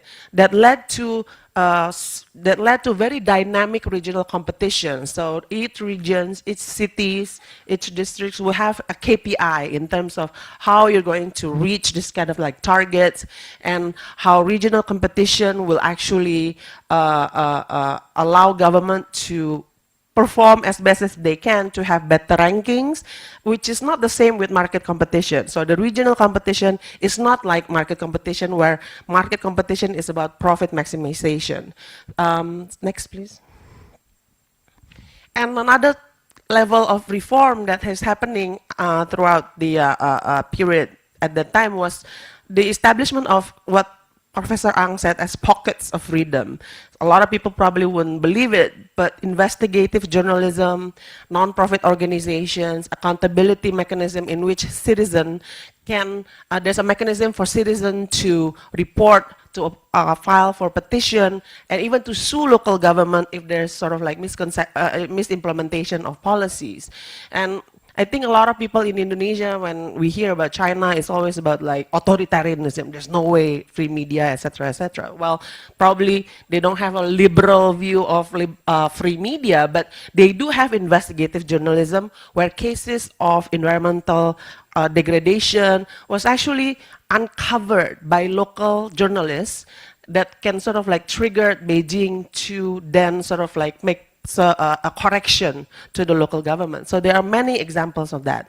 And also the anti-corruption campaign that's been going on since the period of Premier Churongji, for example, very popular here for the request, give me 1,000 coffins, give me 999 for the corrupt officials, and one for me because he was ready to die to sort of like deal with this corruption.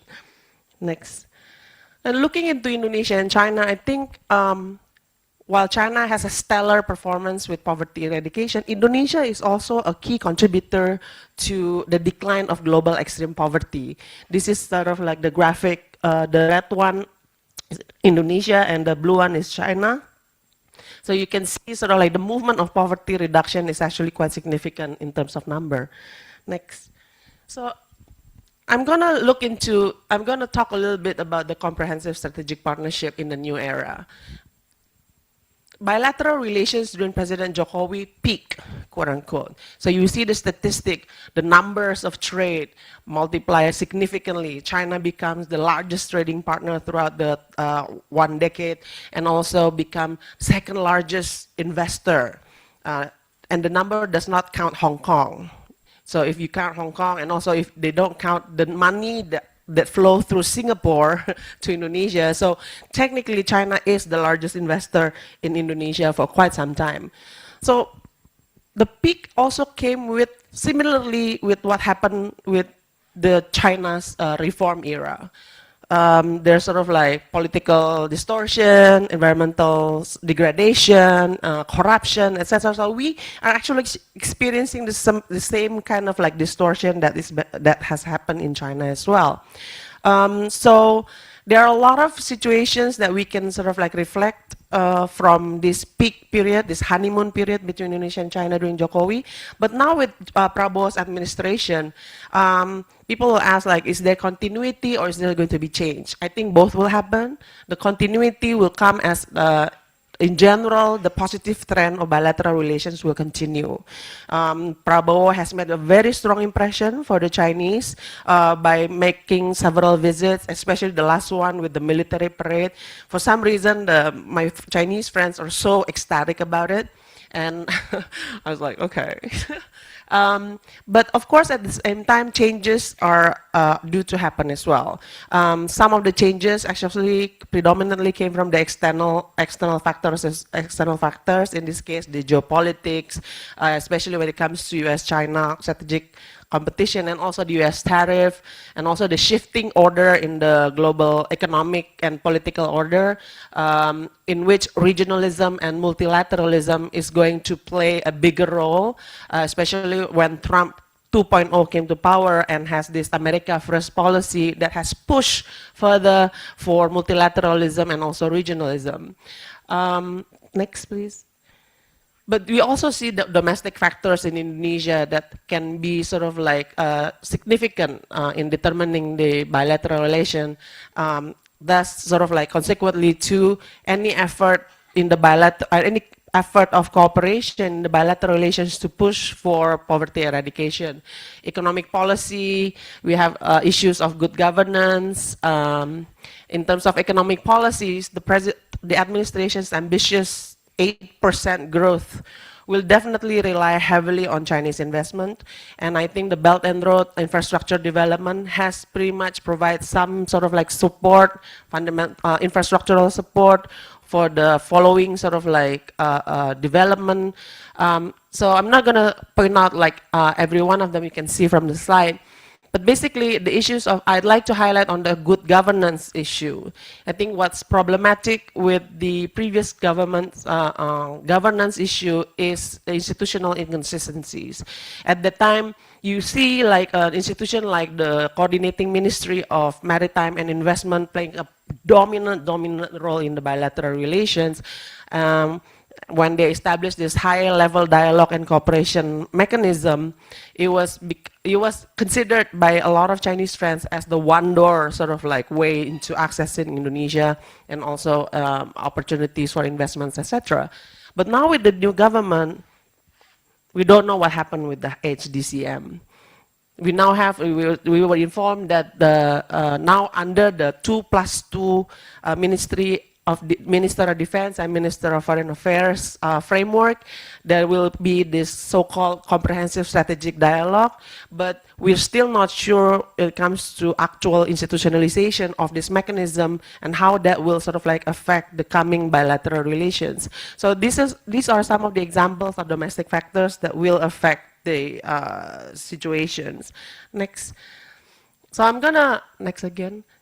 So I'd like to highlight one of the issues when it comes to the coming bilateral relations. I actually came across this term when I was having this ASEAN-China conference in Kuala Lumpur just a couple of weeks ago. New quality productive cooperation. Mouthful. I'm not sure what that means. But it is actually adapting from China's recent new productive forces program that was sort of like highlighted during the end of the China's 14th five-year plan, and as they transition to the more recent, the newer 15th five-year plan, you see sort of like innovation-driven growth is going to be expanded into industrial application, in which China will push for a massive industrial upgrades, and also there's going to be a targeted opening up. You see just a couple of days ago, Hainan Free Trade Port was established, which are special customs services and sort of like a further opening of the Hainan areas, ranging from trade, investment to tourism, free visa, etc. We have financial sector cooperation in which QRIS is, there's an agreement signed that QRIS will be able to be used in China. As we know, QRIS in Indonesia is very much useful for small medium enterprises. So this open another infrastructure for Indonesian small medium enterprises to access Chinese market. There's sort of which is going to be very significant, not just for bilateral but also for regional integration, because QRIS itself is already usable in several major ASEAN countries. And also the second point of this new quality productive cooperation, which is relevant to Indonesia, especially with President Prabowo's Astacita, is the human capital development. Technological transfer, vocational trainings are some things that, that are quite prominent in the Chinese investment, although not much covered by the media. And also, I think the other element is quote-unquote security. I think we will be tempted to look into it as a remilitarization process, but it's more about self-reliance and also modernization in the technique and the high-tech AI sector and also industrial manufacturing sector. Next. So I'm just gonna highlight one example of the recent success stories in the bilateral relations. That is kalah pamor ya, that is not as popular as Wush, the high-speed railway, or Morowali. So this one, Cirata floating solar plant in West Java is the largest in Southeast Asia and it's the third largest in the world. So you have the indicators there. It is complementing the existing hydropower generation. It reduces the use of coal. It will sort of like also solve the issues of land availability in densely populated island like Java, for example. So this is actually an investment that has begun in 2017 between Indonesian state-owned enterprise and the United Arab Emirates in 2017, but nothing happened until Power China Huatung Engineering came, provide the construction and technology, supply the solar panels, and also part of the financing as well. Next. The immense potential of this solar plant cannot be understated. It is an alternate, I mentioned earlier, alternative to problems of land availability. It's also based on a study by IESR. There are at least 27 more locations of water bodies that have hydropower plants that can be developed like Cirata. And this is going to be very helpful in Indonesia's target 2060 for net zero emission target. So this is also not just stimulate alternative for green transition, but also providing sort of like economic potential by developing supply chains for the solar photovoltaic materials and components manufacturing in Indonesia, and also part of the regional supply chain in especially in Southeast Asia. We do still have challenges, but this is a potential that I think is not highlighted enough, and I think this push forward for this kind of projects can be very useful in the coming future. Next. So I'm not going to delve into too much because of time. It's okay. Huh? It's okay. Really? Okay. So I'm just going to quickly the recommendation, because the bilateral relations, especially with the context of regionalism, such a huge topic. But I like to draw back into the inspiration that I got from the book, which is the importance of dedicated institutions and shared knowledge. So in terms of, I mentioned earlier about the institutional issues, the governance issues with Marves in the past, how China policy is dominated by one element with very lacking coordinating sort of like functions, etc. So in the coming future, we have to consider seriously about institutional building and coordination when it comes to how we're going to generate effective and strategic China policy ourselves. What do we want to do? Do we want to have the 2.2+2 comprehensive strategic dialogue mechanism under the MOFA and Ministry of Defense? Or what? Do we have coordinating ministries? So which one is going to be more significant? This can be confusing to our partners, as like, for example, for China. China has an institution like NDRC, who is above the ministries, which they thought initially is in the same level with coordinating ministry in Indonesia, but it turns out it's not really always very effective when it comes to the two institutions engaging each other. Second, I think we really need bureaucratic oversight and accountability.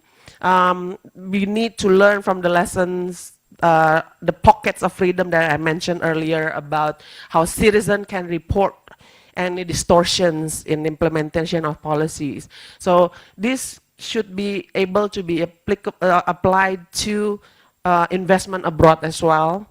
I think in 2019, China pushed for this Green and Clean Belt and Road Initiative. Vice President Yusuf Kala signed the joint statement as well, but we're not sure what happened with that. The NDRC, China's NDRC body mentioned about over 120 extradition and judicial assistance treaties, also mentioned about signing anti-cooperation agreement with 24 countries and international organizations, but we're not sure we already signed something with KPK, Indonesia's anti-corruption body. Next. And the last one, this one is more sort of like the targeted poverty alleviation. I think previous speaker already talked about it more effectively than I did, than I can. But I definitely want to push for the consolidation of knowledge, institutions, and assets. So I think this knowledge engagement between Indonesia and China has long been going on. I myself, who was in CSIS since 2002 up until now, my first sort of engagement in policy dialogue with China began in 2004, and a lot of the networks was established. We signed MOU.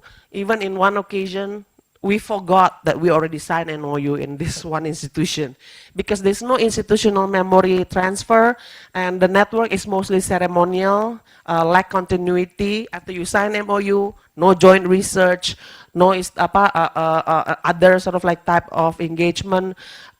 So I heard like just last week, BRIN established the Chinese Study Center. Congratulations. I hope this can be an ongoing effort.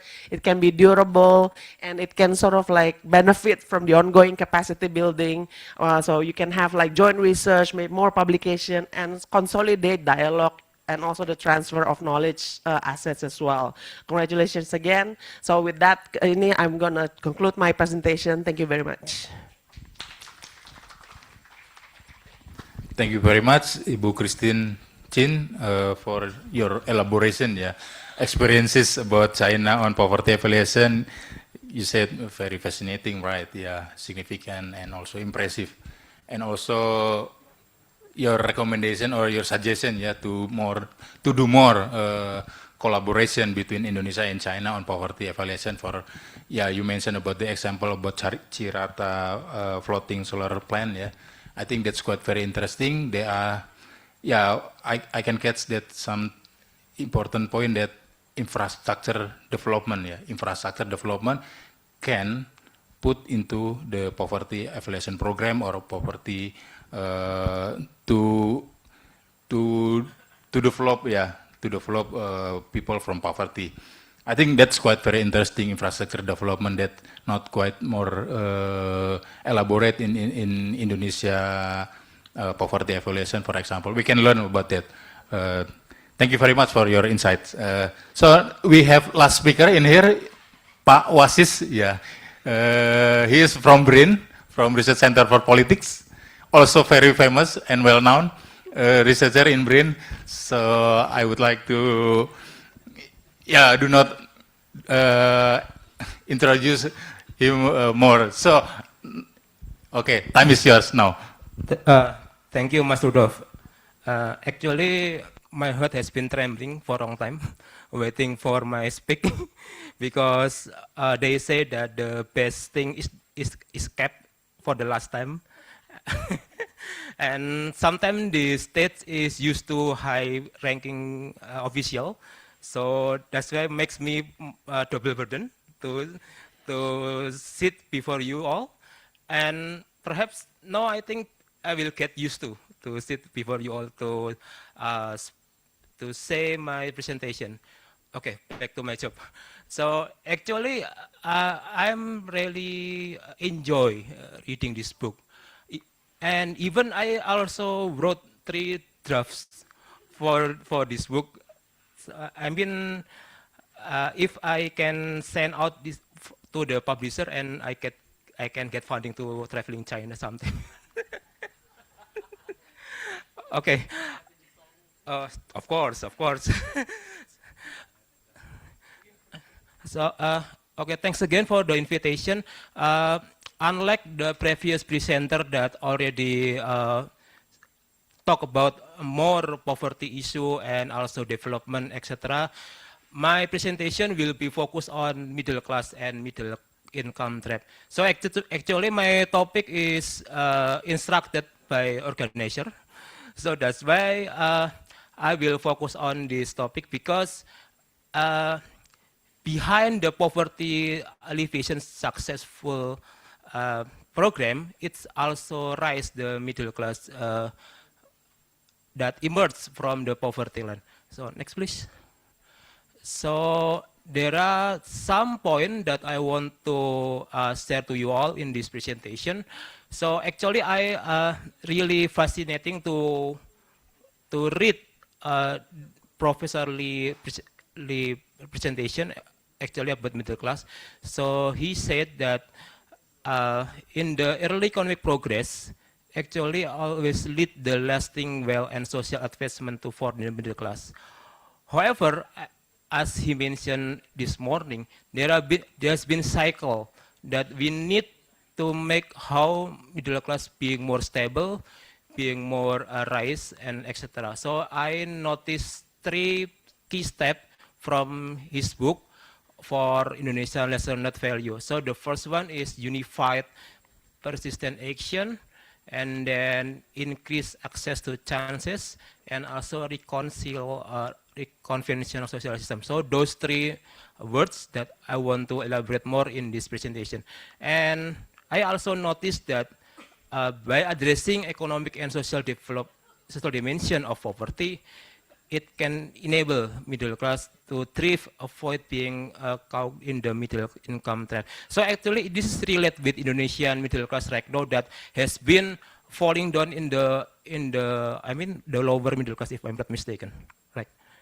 So that's why I think from this book we can learn how China's government save their middle class not being falling down as Indonesia experience today. Okay, next please. So as I mentioned earlier, there are 3 points. So I begin with the first advice from Professor Lee on this book. The first one is urbanization and industrialization. So as mentioned by other speaker before, I also noticed that urbanization and industrialization has been critical in China's poverty reduction.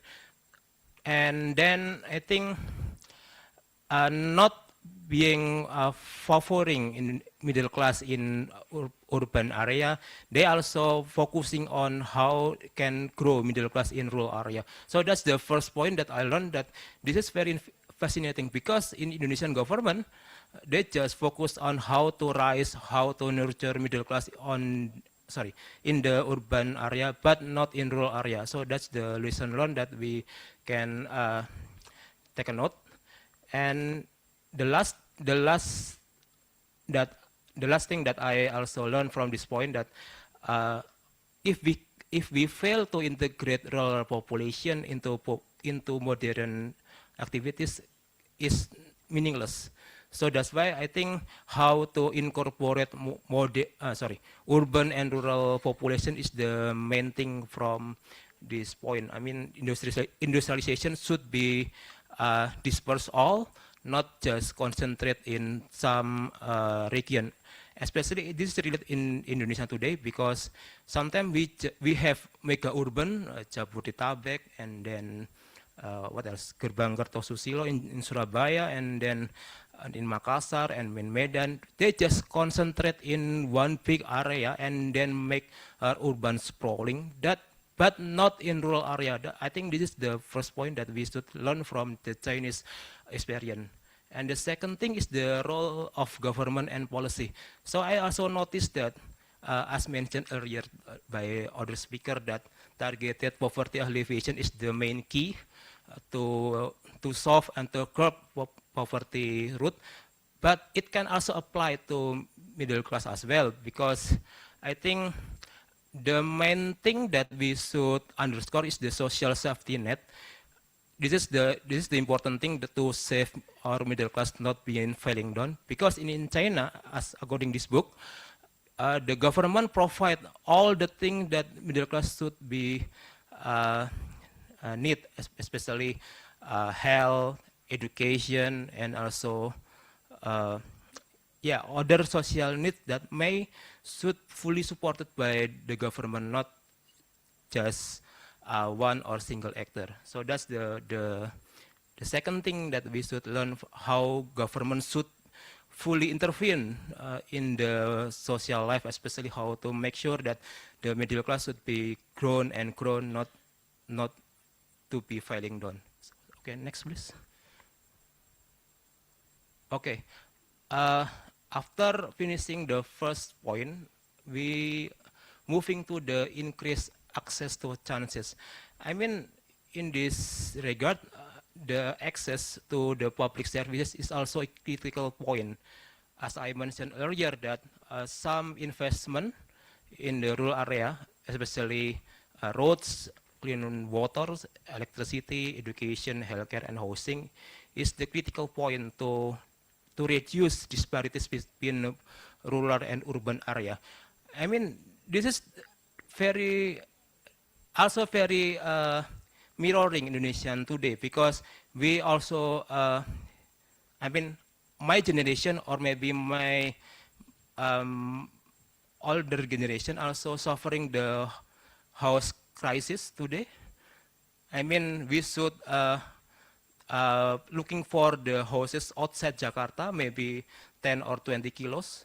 So that's the thing that we should learn from China, that I think housing not being far from the center of economics, but should be close. So I think this is the relate from our experience today. And also economic diversification.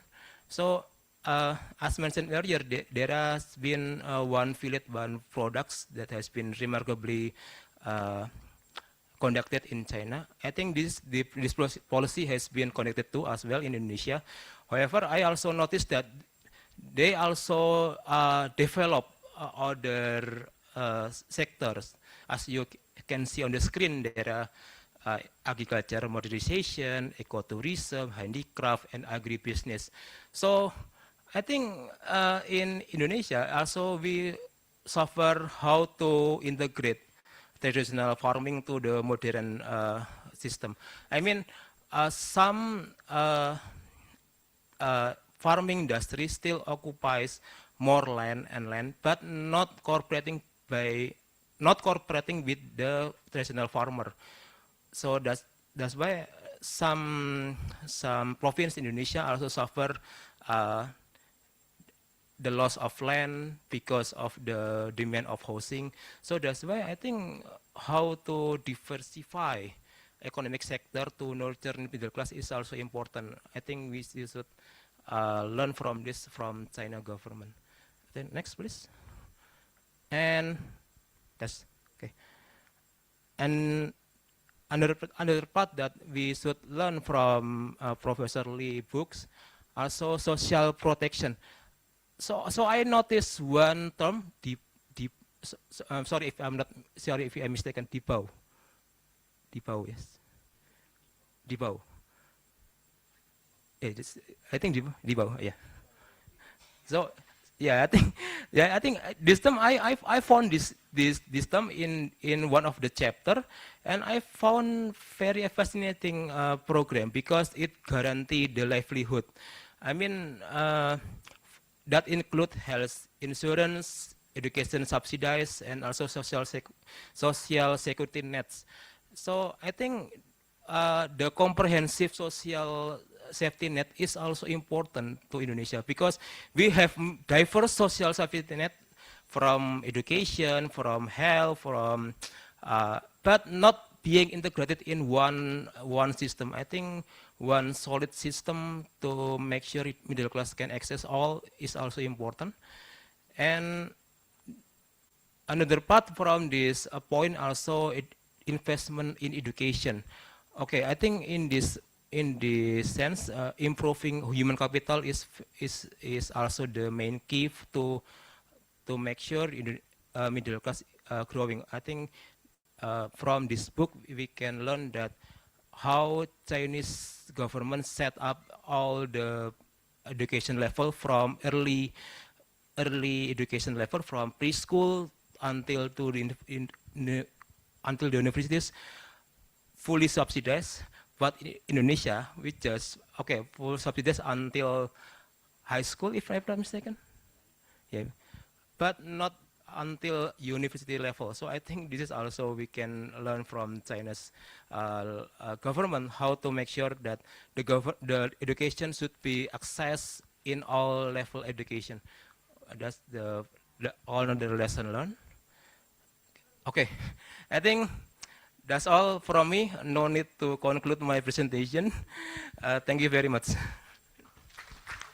Thank you, Wasis, for your book review, yeah, and try to connect with the middle class, yeah. So you mean that poverty is not only relate with the lower class, yeah, but also to they have impact or get influence also to the middle income class, yeah. For example, you feel difficult to find your housing in Jakarta, yeah. Yeah, that's all our problem. Okay, thank you very much for all presentation presenter for all your presentation. Now we are going to question and answer. There are 4 speakers in here, and also there are some. If you have also question for the book writer, Professor Lee. You also can you can direct give question to Professor Lee also, because this is a good opportunity for us because the author can attend directly in here. So maybe if you have any question, not only for our speakers but also for the authors. Okay, without further ado, if I would like to give open question and answer to all participants in here. If there's any question, please raise hand and mention your name and your affiliation. Please, Mr. over there, can give.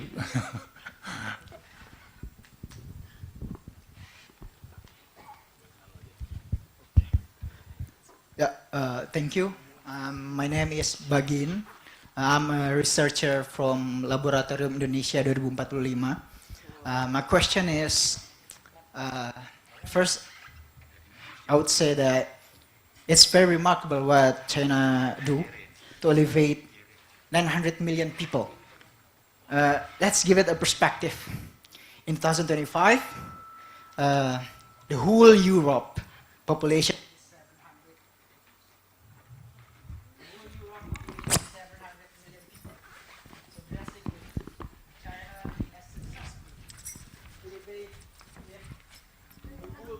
of Europe in 2025, and I think it's very remarkable, and it's a very difficult task.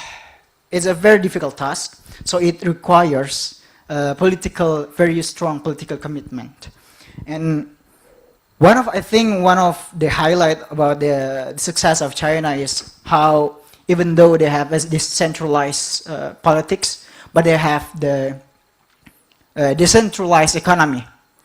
And I think this kind of dynamics that make the poverty elevations that work really quick to be solved, because there is a commitment also from the local government. And I think in that context, I think Indonesia have similarities with China to some extent, that we have this decentralizations of politics, but the decentralizations of economy maybe is questionable. And then, yeah, and then we also have, like, I've also read that the China has village enterprises. They also help for the manufacturing, from transitioning from agriculture to a more productive economy in the villages. Indonesia also has something like that. We also has village enterprises. We have BUMD. We have village fund. So I think in the context of structure, there is similarities. But I think what Indonesia lack is the incentive for the politicians, for the local leaders to have a full commitment. So my argument is, I think there's no incentives for the politicians in the local government to really try that hard. So what do you think about for the panelists, and what kind of incentives that required for Indonesia? I think that's my questions. In the context of central and the local government. Okay. I would like to wrap up your questions. Yeah. You question is to all presenter, right? Yeah. Related with the structural condition. Yeah. In China and Indonesia. Yeah. Particularly in Indonesia, what can we learn from the China related to the relations of the central and the local government? Central and local government. Okay, how we can learn from China in terms of the structural condition? Do you have any insight for the if there any? Oh, okay. Sorry. We will collect question first. There are one from the men beyond and the ladies. Yeah, first maybe Bapak yang di belakang dulu. Tes. Ya, nama saya Pak Indrayana. Saya ngajar di STMIK Budi. Kebetulan saya prihatin juga ya.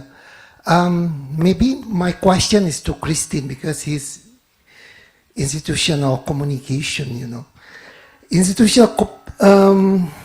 Recently, Wang Huning came to Indonesia for the diplomacy of this parliament, whether it's related into the power, what do you call, the anthropology say the power of relation in the government and politics, because legislation is the ones that planning all this budgetary, they know because they are wakil rakyat, yeah. Whether there is any development on that. The second question I want to ask is about recently is that there are 3 provinces in Indonesia that has been affected, and there are a lot of media just blaming the executive, but the government is not only just the executive. Why? You know, when it comes with this asymmetric, Indonesia somehow is like is only shooting on the executive for the even the Governor Aceh, it's become national. Whether locally, how does that helping? Because all these people's gonna be the victim. Then they have to be relocated. Maybe long term is gonna be affected. Their life, their poverty. How does what I'm saying is, when it comes to this power relation, why the communication? Why Indonesia so many experts, but we don't see the local asset thinking. They are convinced enough. Unless if they got this help from externality. That's what I want to. Whether anybody can trigger that, because that is the root is actually is the ones that has the power is just the local leaders, the DPRD. So why those voices are not heard that more? So in case of that, then the nationals gonna know it, the relation.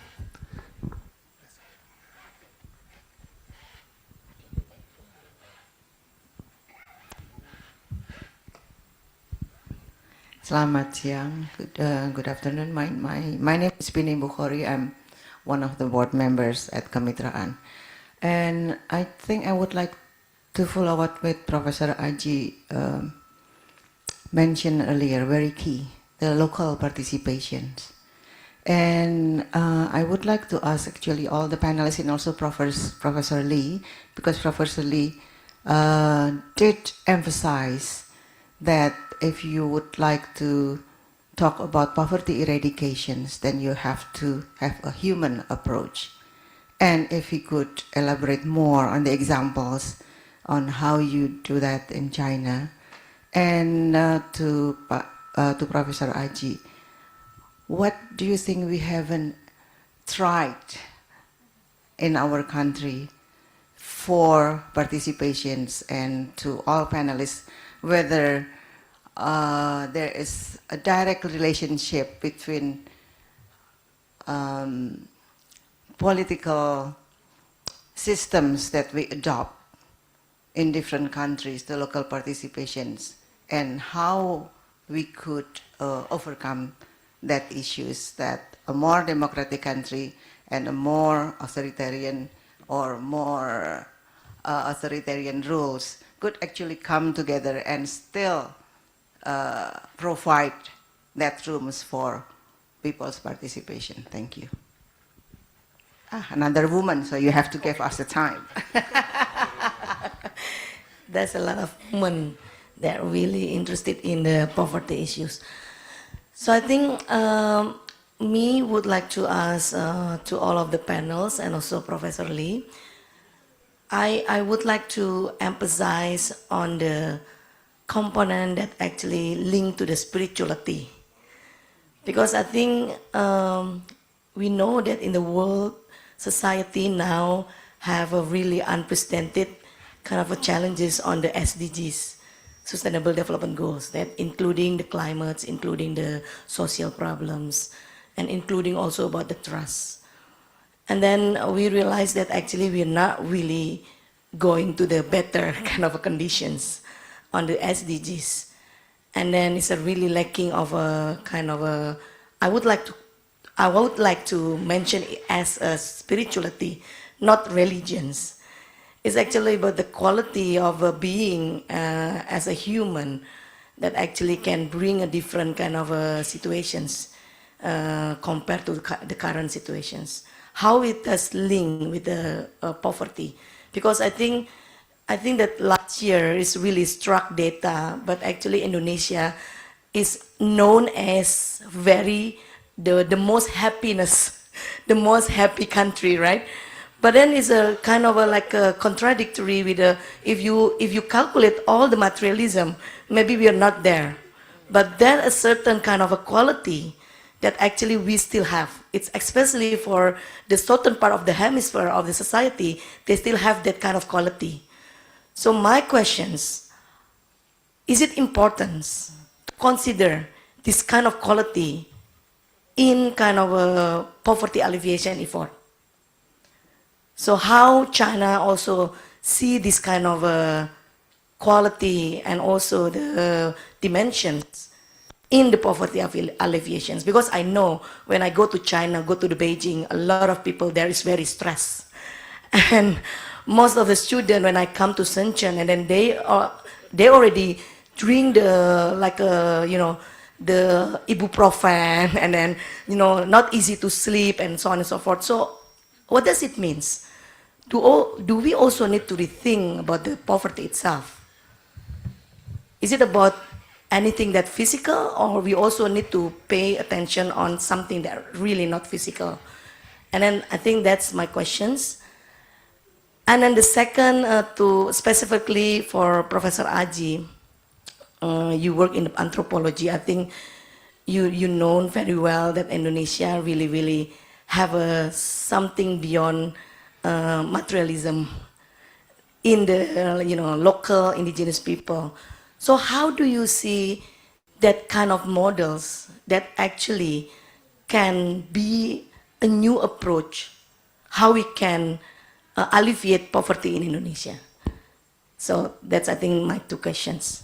Thank you. Okay, thank you very much. I think we already collect 4 or 5 questions, yeah, to all presenters and also to Professor Lee as the author. One is about the structural condition, lesson learned from China, and the second one about the political condition in executive, also about how local situation have power into or on poverty affiliation, and there are also questions about local participation in poverty, component of spirituality related to poverty, and also how the model of or a new approach for poverty. Maybe I would like to give mic this to who, yeah?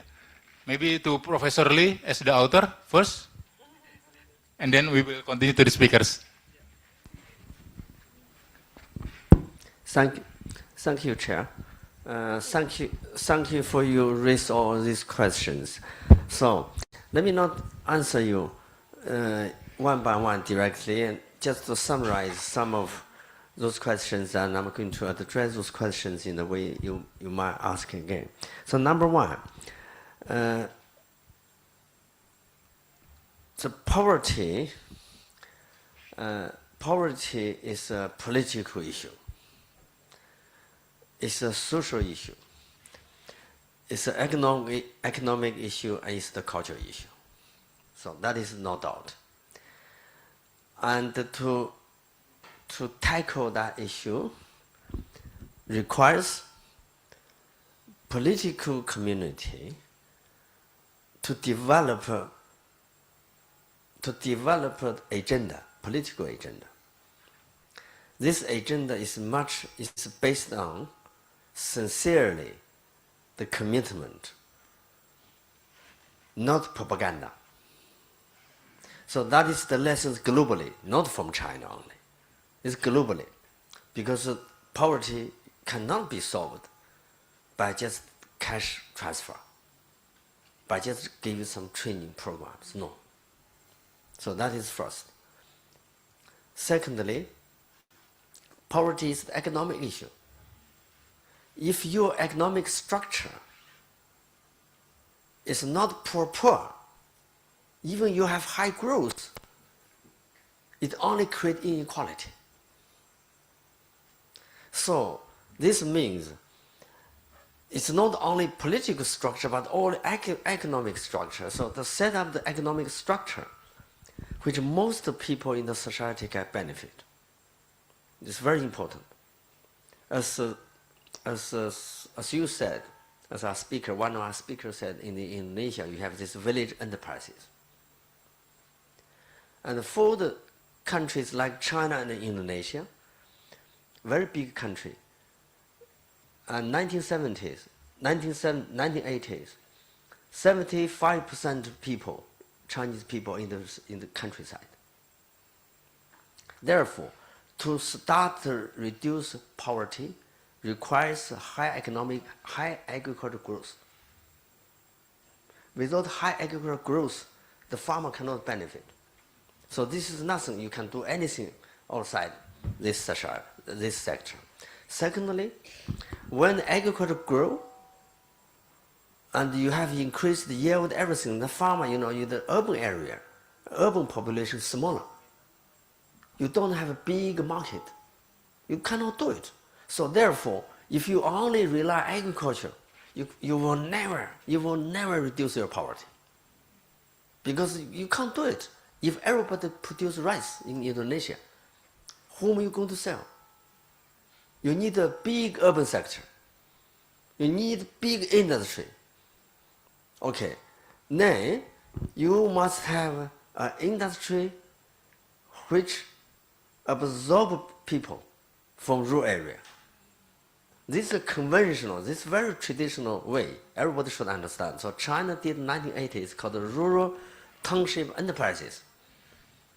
Those people, they produce what? They produce very simple garment, shirt, shoes, everything. And those smaller companies in Zhejiang province, in Meizhou, in many areas, some of this, there are many, 90% of this small enterprise disappeared. No, nothing left. But some emerge into a big global giant, global company. So This you need the culture. You need culturally. You need set of. You need to change people's mind. You need to understand all these cultural values, everything. So, you need tradition, modern structure, and you also we also need to address issue of other issues, other issues. So that is the number one I like to share with you. And secondly, I like to share with you is that poverty reduction is the human action.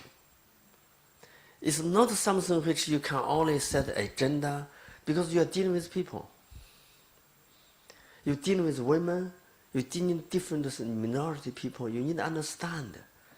You need to understand this is very complicated. Therefore, you cannot just simply rely on president, prime minister, minister of finance giving the money. No, you need really, really looking very carefully, called accurate, very accurate target. What does it mean? Target means you need to understand. Therefore, you need to deploy huge human resources. As anthropologists, as a sociologist, community workers, all these NGOs, all these people, they should come on the ground to talk to people. What do you need? What do you want? How we could help you?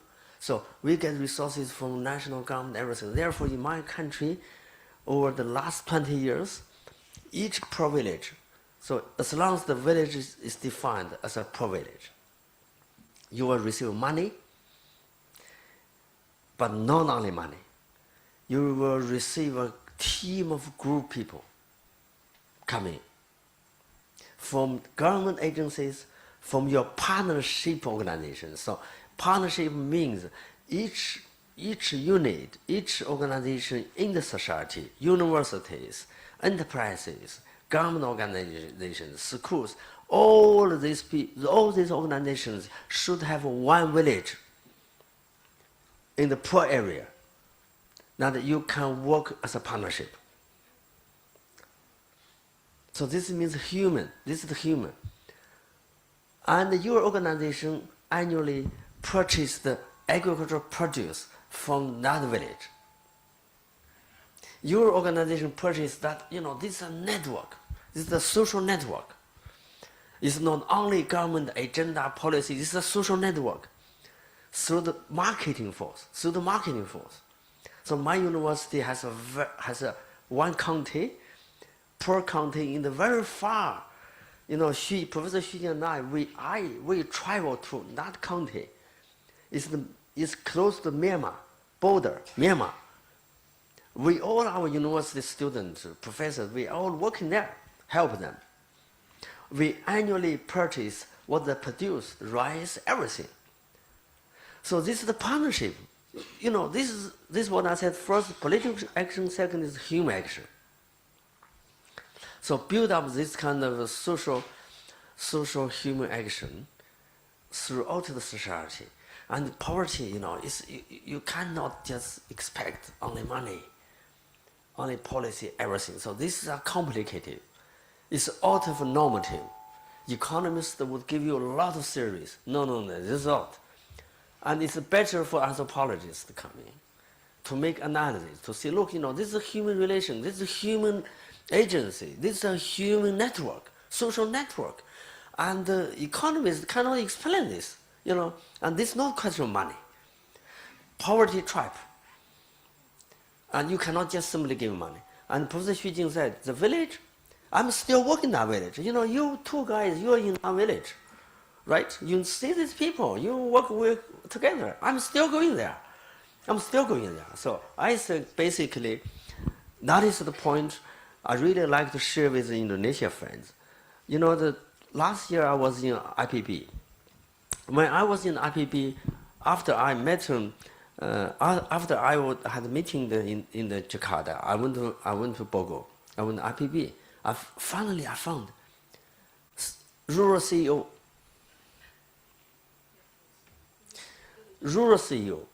or the village CEO. You have this banner standing in your office. I was very surprised. Why? I was the person who initiated Rural CEO 5 years ago. Now I initiated a big program in China. This is a national program in China. I never know Indonesia has its own rural CEO.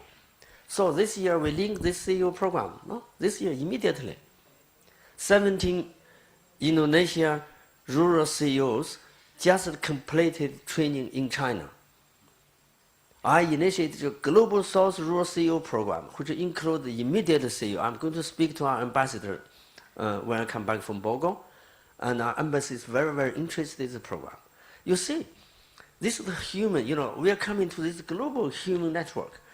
And that idea is very innovative, because they are going to help rural people to access the market. Because rural people, they don't understand how to access the market. And those are the innovations are important than just the simple programs. I don't like personal like cash transfer program. I don't like those, this smaller program. I really consider the capacity, networking capacity, human agencies. You have to work with the poor people and let poor people feel they have to change their self. So last point I like to make is that in addition to this political commitment, and this called human actions like network and everything, and the last one is agency. Is poor people, they should have the agency.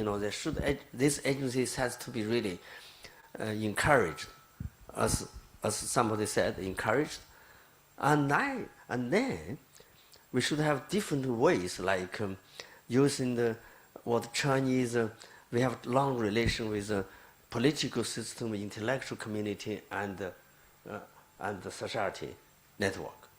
Like me, I'm working very closely with our government, very senior. I hold a very senior position in our government for policy, and we have long tradition. Our intellectual community people, like professors, working in the village, long history. Not doing participatory observation, but doing action research. Doing action, doing something. Not observing you are doing, but doing together with poor people. So you are to be observed by some people. I have been observed by my student and criticized by my student. My student criticized me what I'm doing wrong. I said, no, if you work with the people, you build a house like this, you cannot criticize me. If you criticize me, you will never build this one. We get a lot of these issues, actions. So we need more and more people who get educated people with power. Why, professor, going to village work? Because the farmers, they like listen to you. They consider you are powerful, knowledgeable, you have resources, everything. So this is the advantage you have to use, Otherwise, nobody helps these people. When the government people come, they are very simple. They are not interested in doing this. They're very simple, make planning, give you money, you go. Very simple. So actually, intellectual community people come in differently. We do research. We are interested to help people. This is very special value. I also like professors, in Indonesia, like IPB and Indonesia University. Also choose some small village, bring students, make some resources and doing something model. The model means make available for people to look, to study, to criticize. And then the society will follow. You create a movement called the social movement that change people. So Indonesia needs this. China and Indonesia are similar. Poor people. We were poor people. Like what you said. I'm working in your place, Professor Major, you're talking about Major. And we're working in the Major now. Yeah, you were in the meeting, I was there with the local government, Yeah, and they said you have the archive meetings, for there. So I know this. Therefore, I think, the book launching provides good opportunity for me to exchange this idea, this insight. So we could work a little bit for these more actions, in Indonesia. Okay, thank you. Thank you, Professor Lee, for your explanation. I hope can answer the questions. Yeah. Okay, I would like to give the speakers in here to answer. Maybe you can answer the direct question to all of you. Yeah. So I will start with you.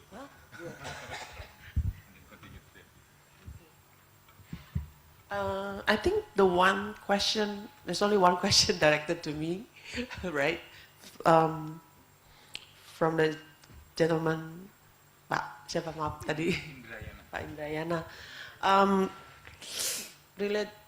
Related to the visit of Wang Huning recently. I don't really have much information on that, but what I find quite interesting is that Wang Huning himself is the sort of like, some would say, ideological mentor of President Xi Jinping. Not just President Xi Jinping, but also previous presidents. He's the ideological thinker. He talks about, the concept of, how the Communist Party will develop and, socialist development with Chinese characteristic, etc. So he is one of the brains on ideological talk when it comes to the Politburo Steering Committee, which is like in the past the 9 dragons or now the 7 dragons. Basically, he's like the ideological figure.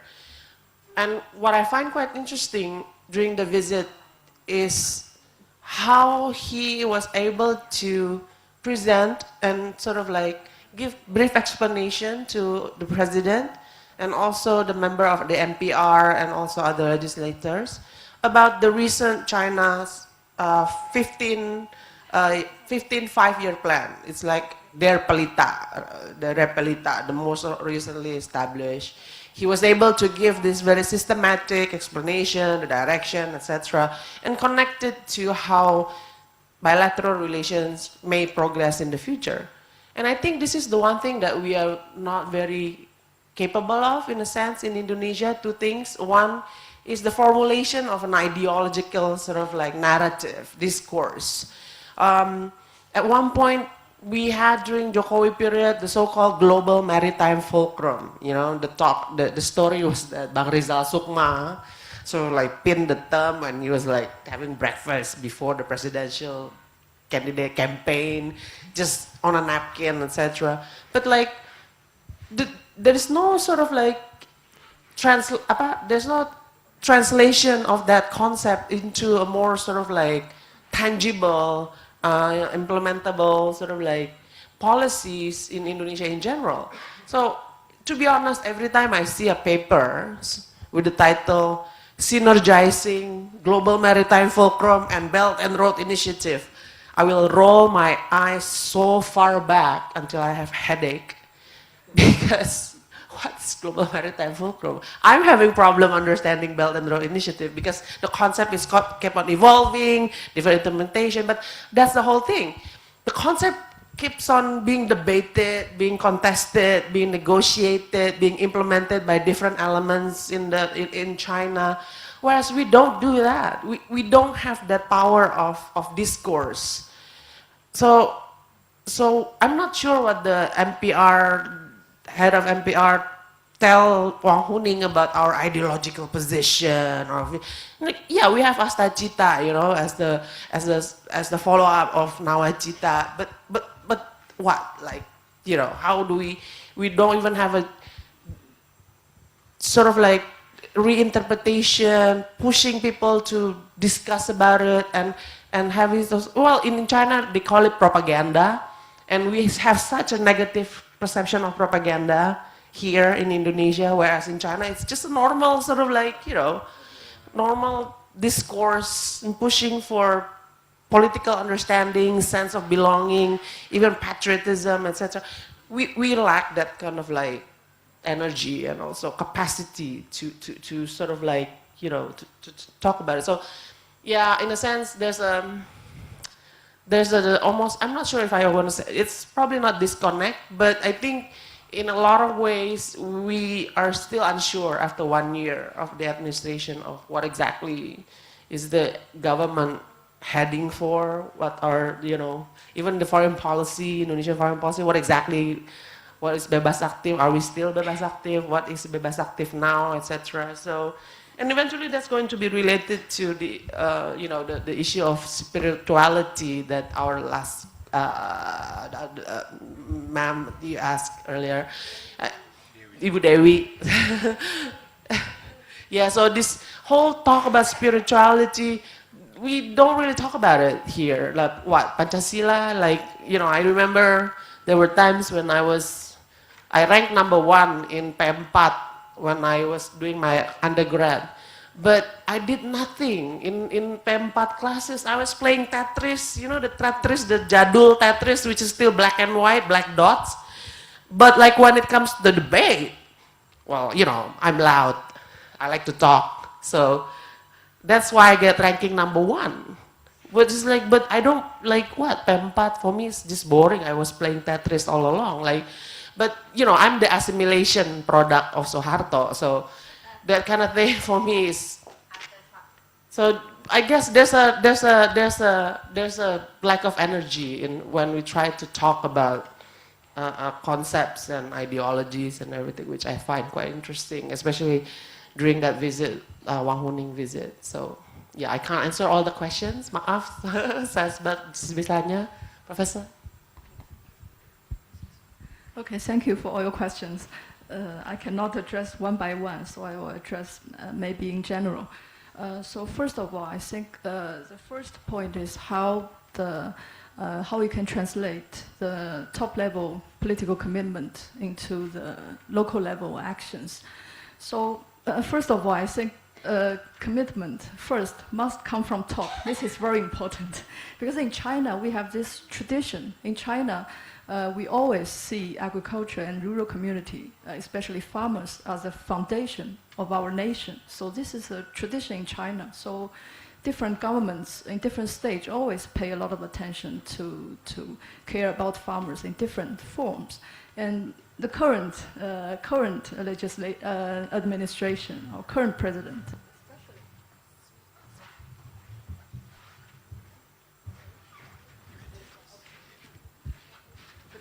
current administration pays even more attention to put people first, and in the rural context, in poverty context, is to put farmers first, extremely those, especially those poor farmers. So this is very important. And then how you translate this into different regional level and into local actions. You need to have incentives and maybe sometimes disincentives.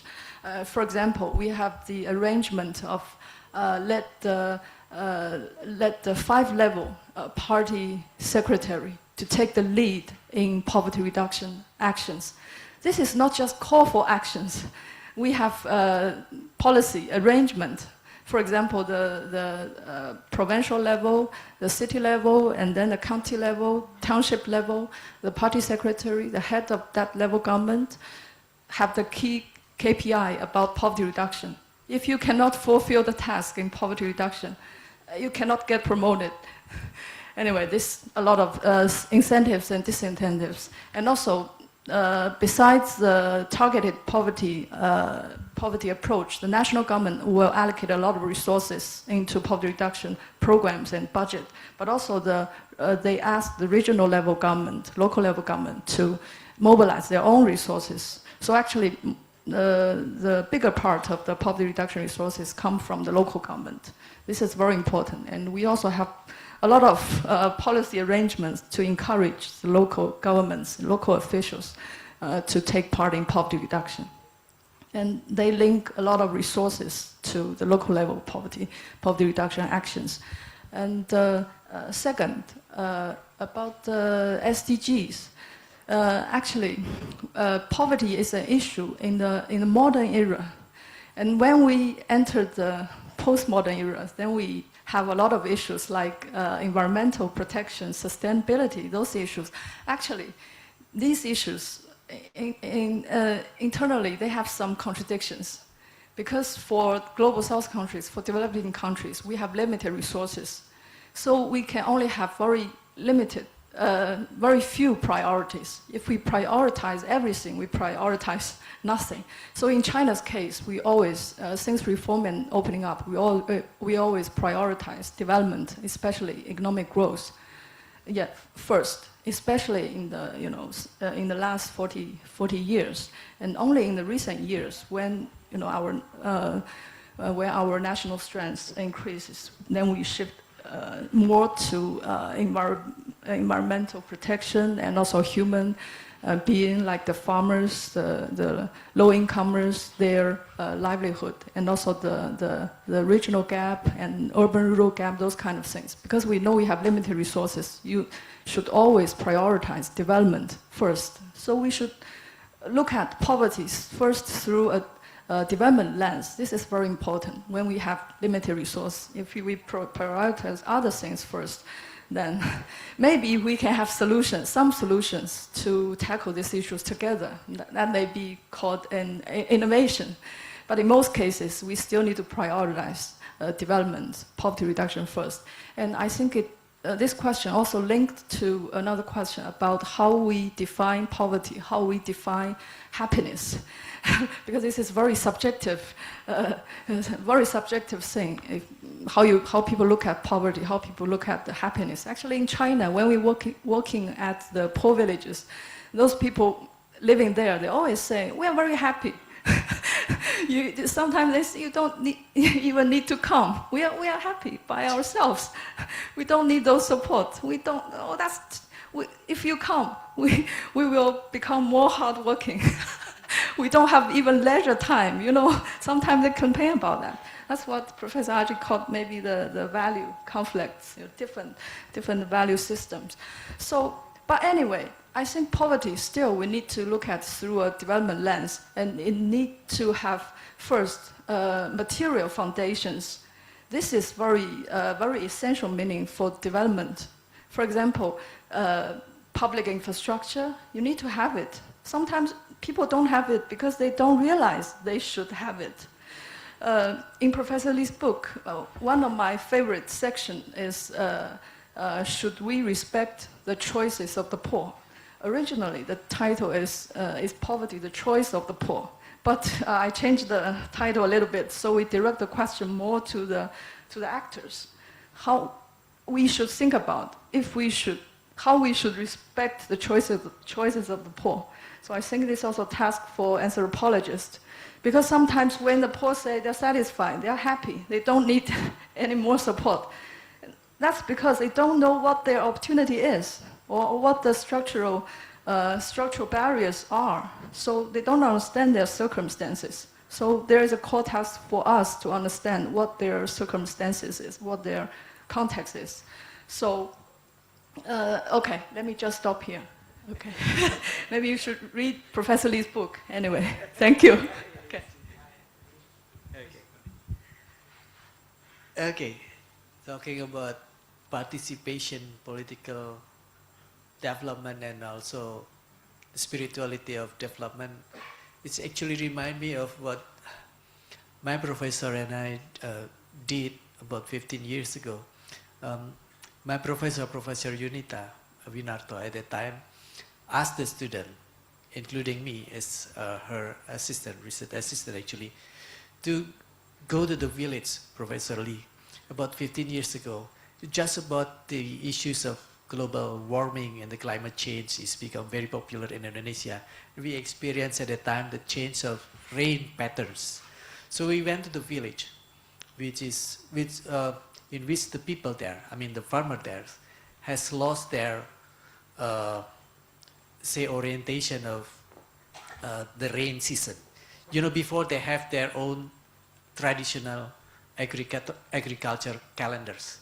But because of this climate change, the pattern of rains, I mean the microclimate change has already changed. Then the traditional agricultural calendar did not really work at that time. So we come to the village and working with the farmers there. First, to identify some of the rice variety that may quite resistant to the change. I mean, some of the variety may be quite resistant to the drought, but the others variety may be quite resistant to the waters, for example. And the second, we try to, again, working together with the farmers to measure the rainfalls and have the patterns of rain seasons. So at the time, we we went hand in hand with the farmers to create a new calendars for the agricultures. Yeah, so we called it as a science of the peasant, science of the farmers. Yeah, ilmunya para petani. So we go to the Bapenas, the National Bureau of Planning, and the BPPT, the Agency for Technology and Development, or something like that. Yeah, technology agency. And what did they say? They said that it's too small, it's too simple to be called a science.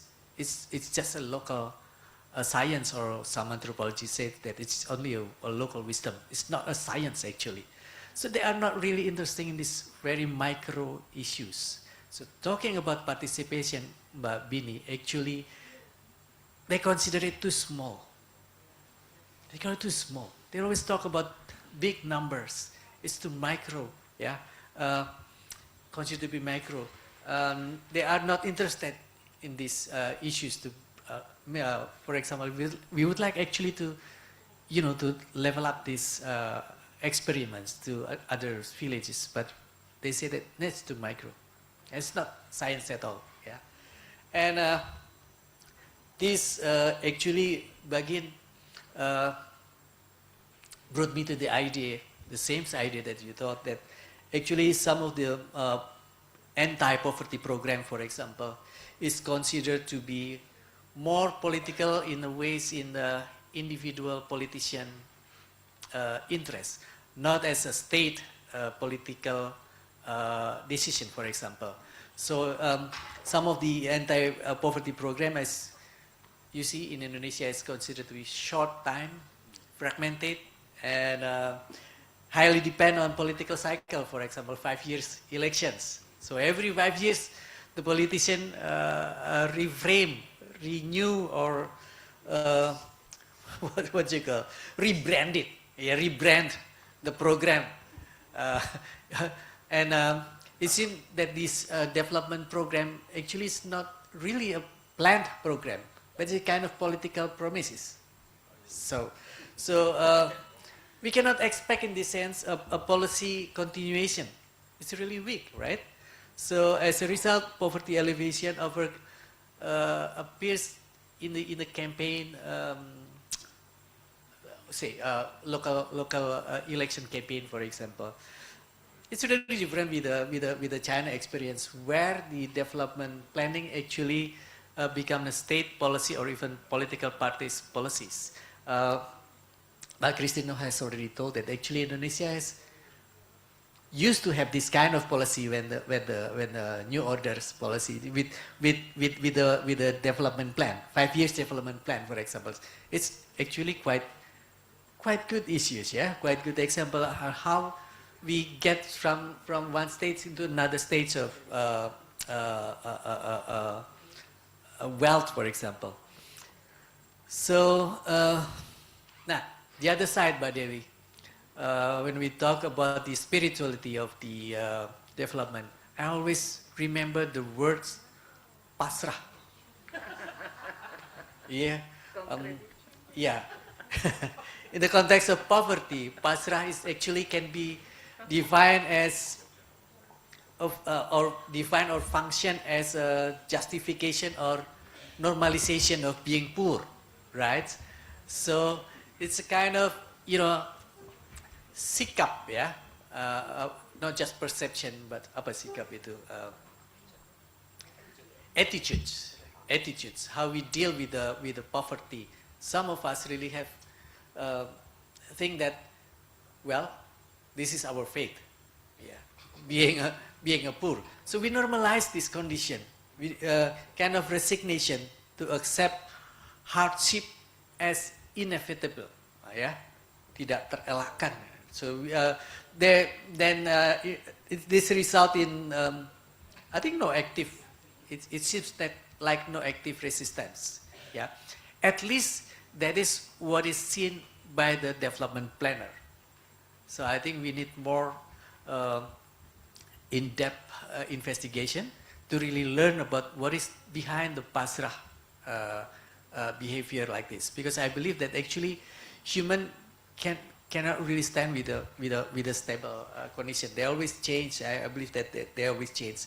But this passive acceptance of unjust conditions is actually, for example, imposed by the power structure, for relations, political structure, for example. So this pasrah attitude actually is not cultural, but it's structure. It's come from these imbalanced political structures. So I really think that, I mean, what else that we haven't tried with this participation issue? Actually, just maybe we haven't tried to give this micro level, this micro initiative, this community initiative, a chance to be, to be grown. Yeah, because of the development planner, they always think big. They always think a nation, and in a very short moment. Again, it only interested, for example, back in for the individual, for the politician, as individuals, not as a group or even political parties. That is what I thought. Thank you.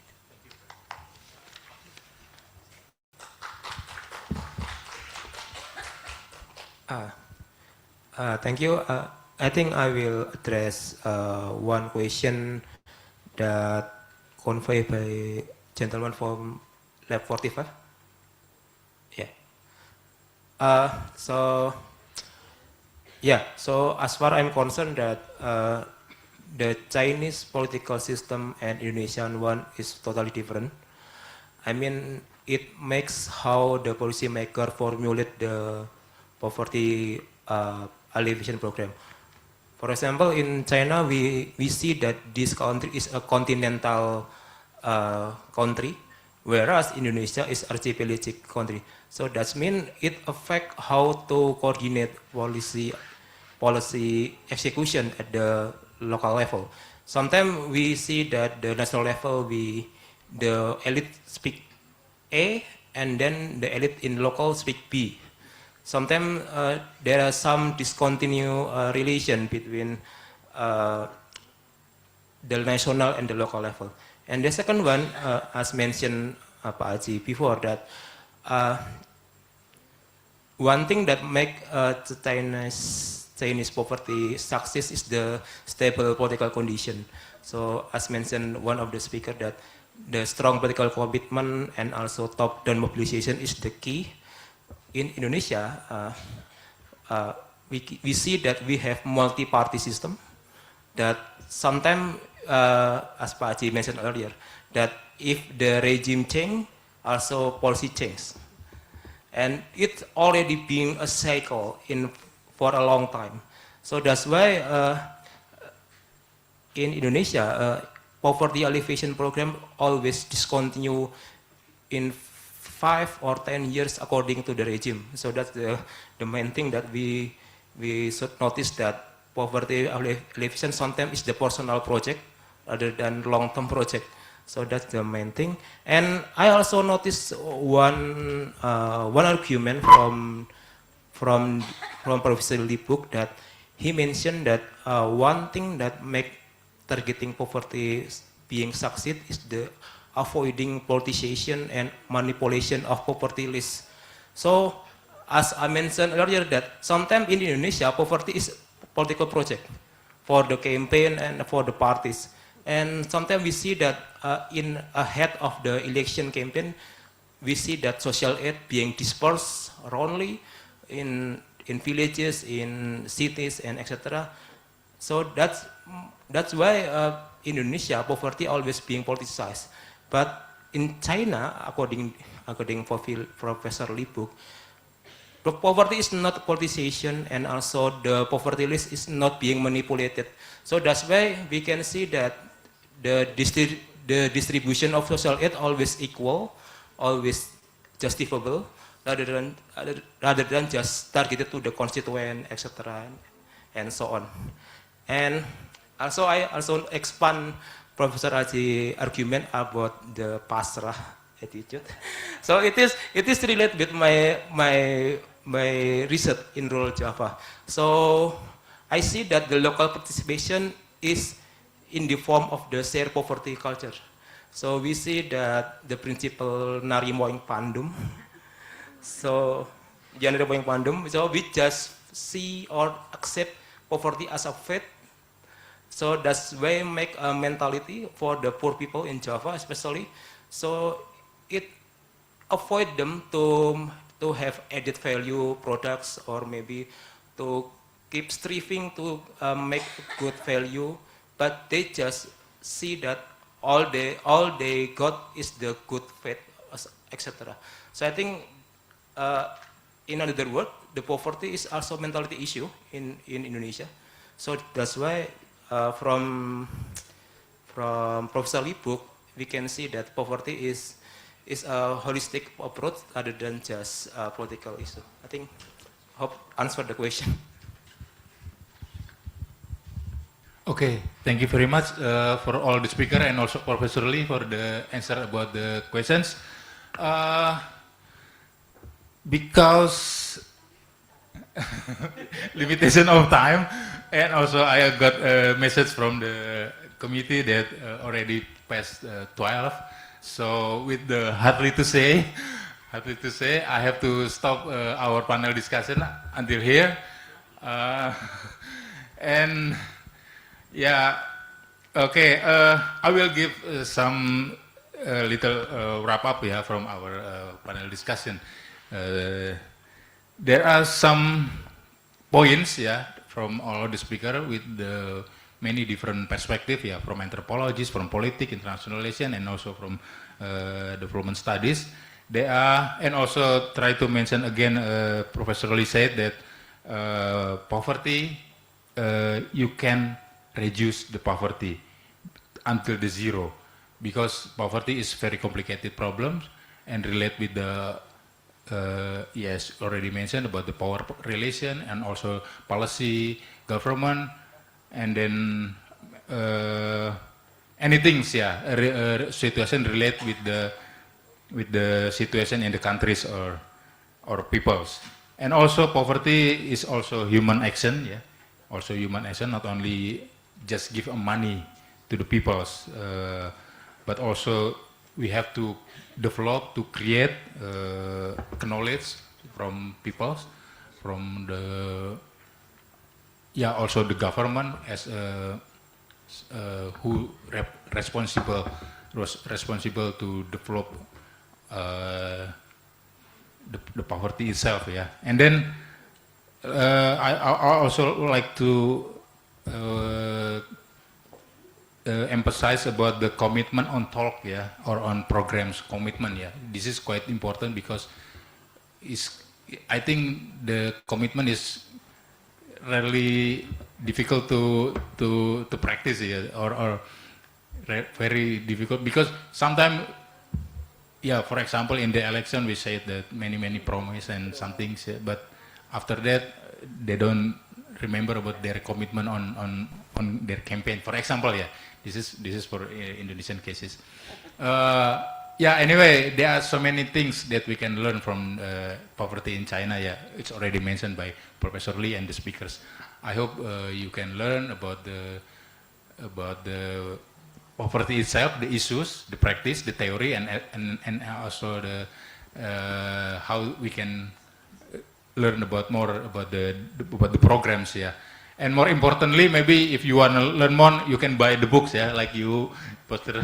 Sijan said, you can buy the book already translated to Indonesian. Okay, I would like no more to say, and I would like to give the mic to the moderator, and I would like to give a big applause to the speakers in here. Thank you very much. Okay, thank you very much. We can go back to the to the floor. Thank you very much, Dr. Paulus, and also esteemed speakers for the insightful and interesting discussion. Please, we give more big applause for our amazing moderators and also speakers. Well, ladies and gentlemen, we have now reached the end of today's program. Today's seminar has shown how important it is for Indonesia and China to continue learning from each other in reducing poverty and also inequality. Thank you for your active participation and meaningful contributions. For your information, the recording of today's session will be available on our YouTube channels. Pusat Riset Politik, please visit our channels and also subscribe. And also, for the participants who have not yet received a copy of the book, please contact our organizing committee at the registration desk.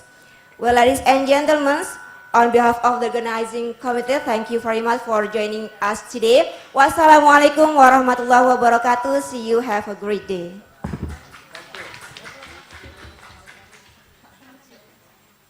And for your information, we also have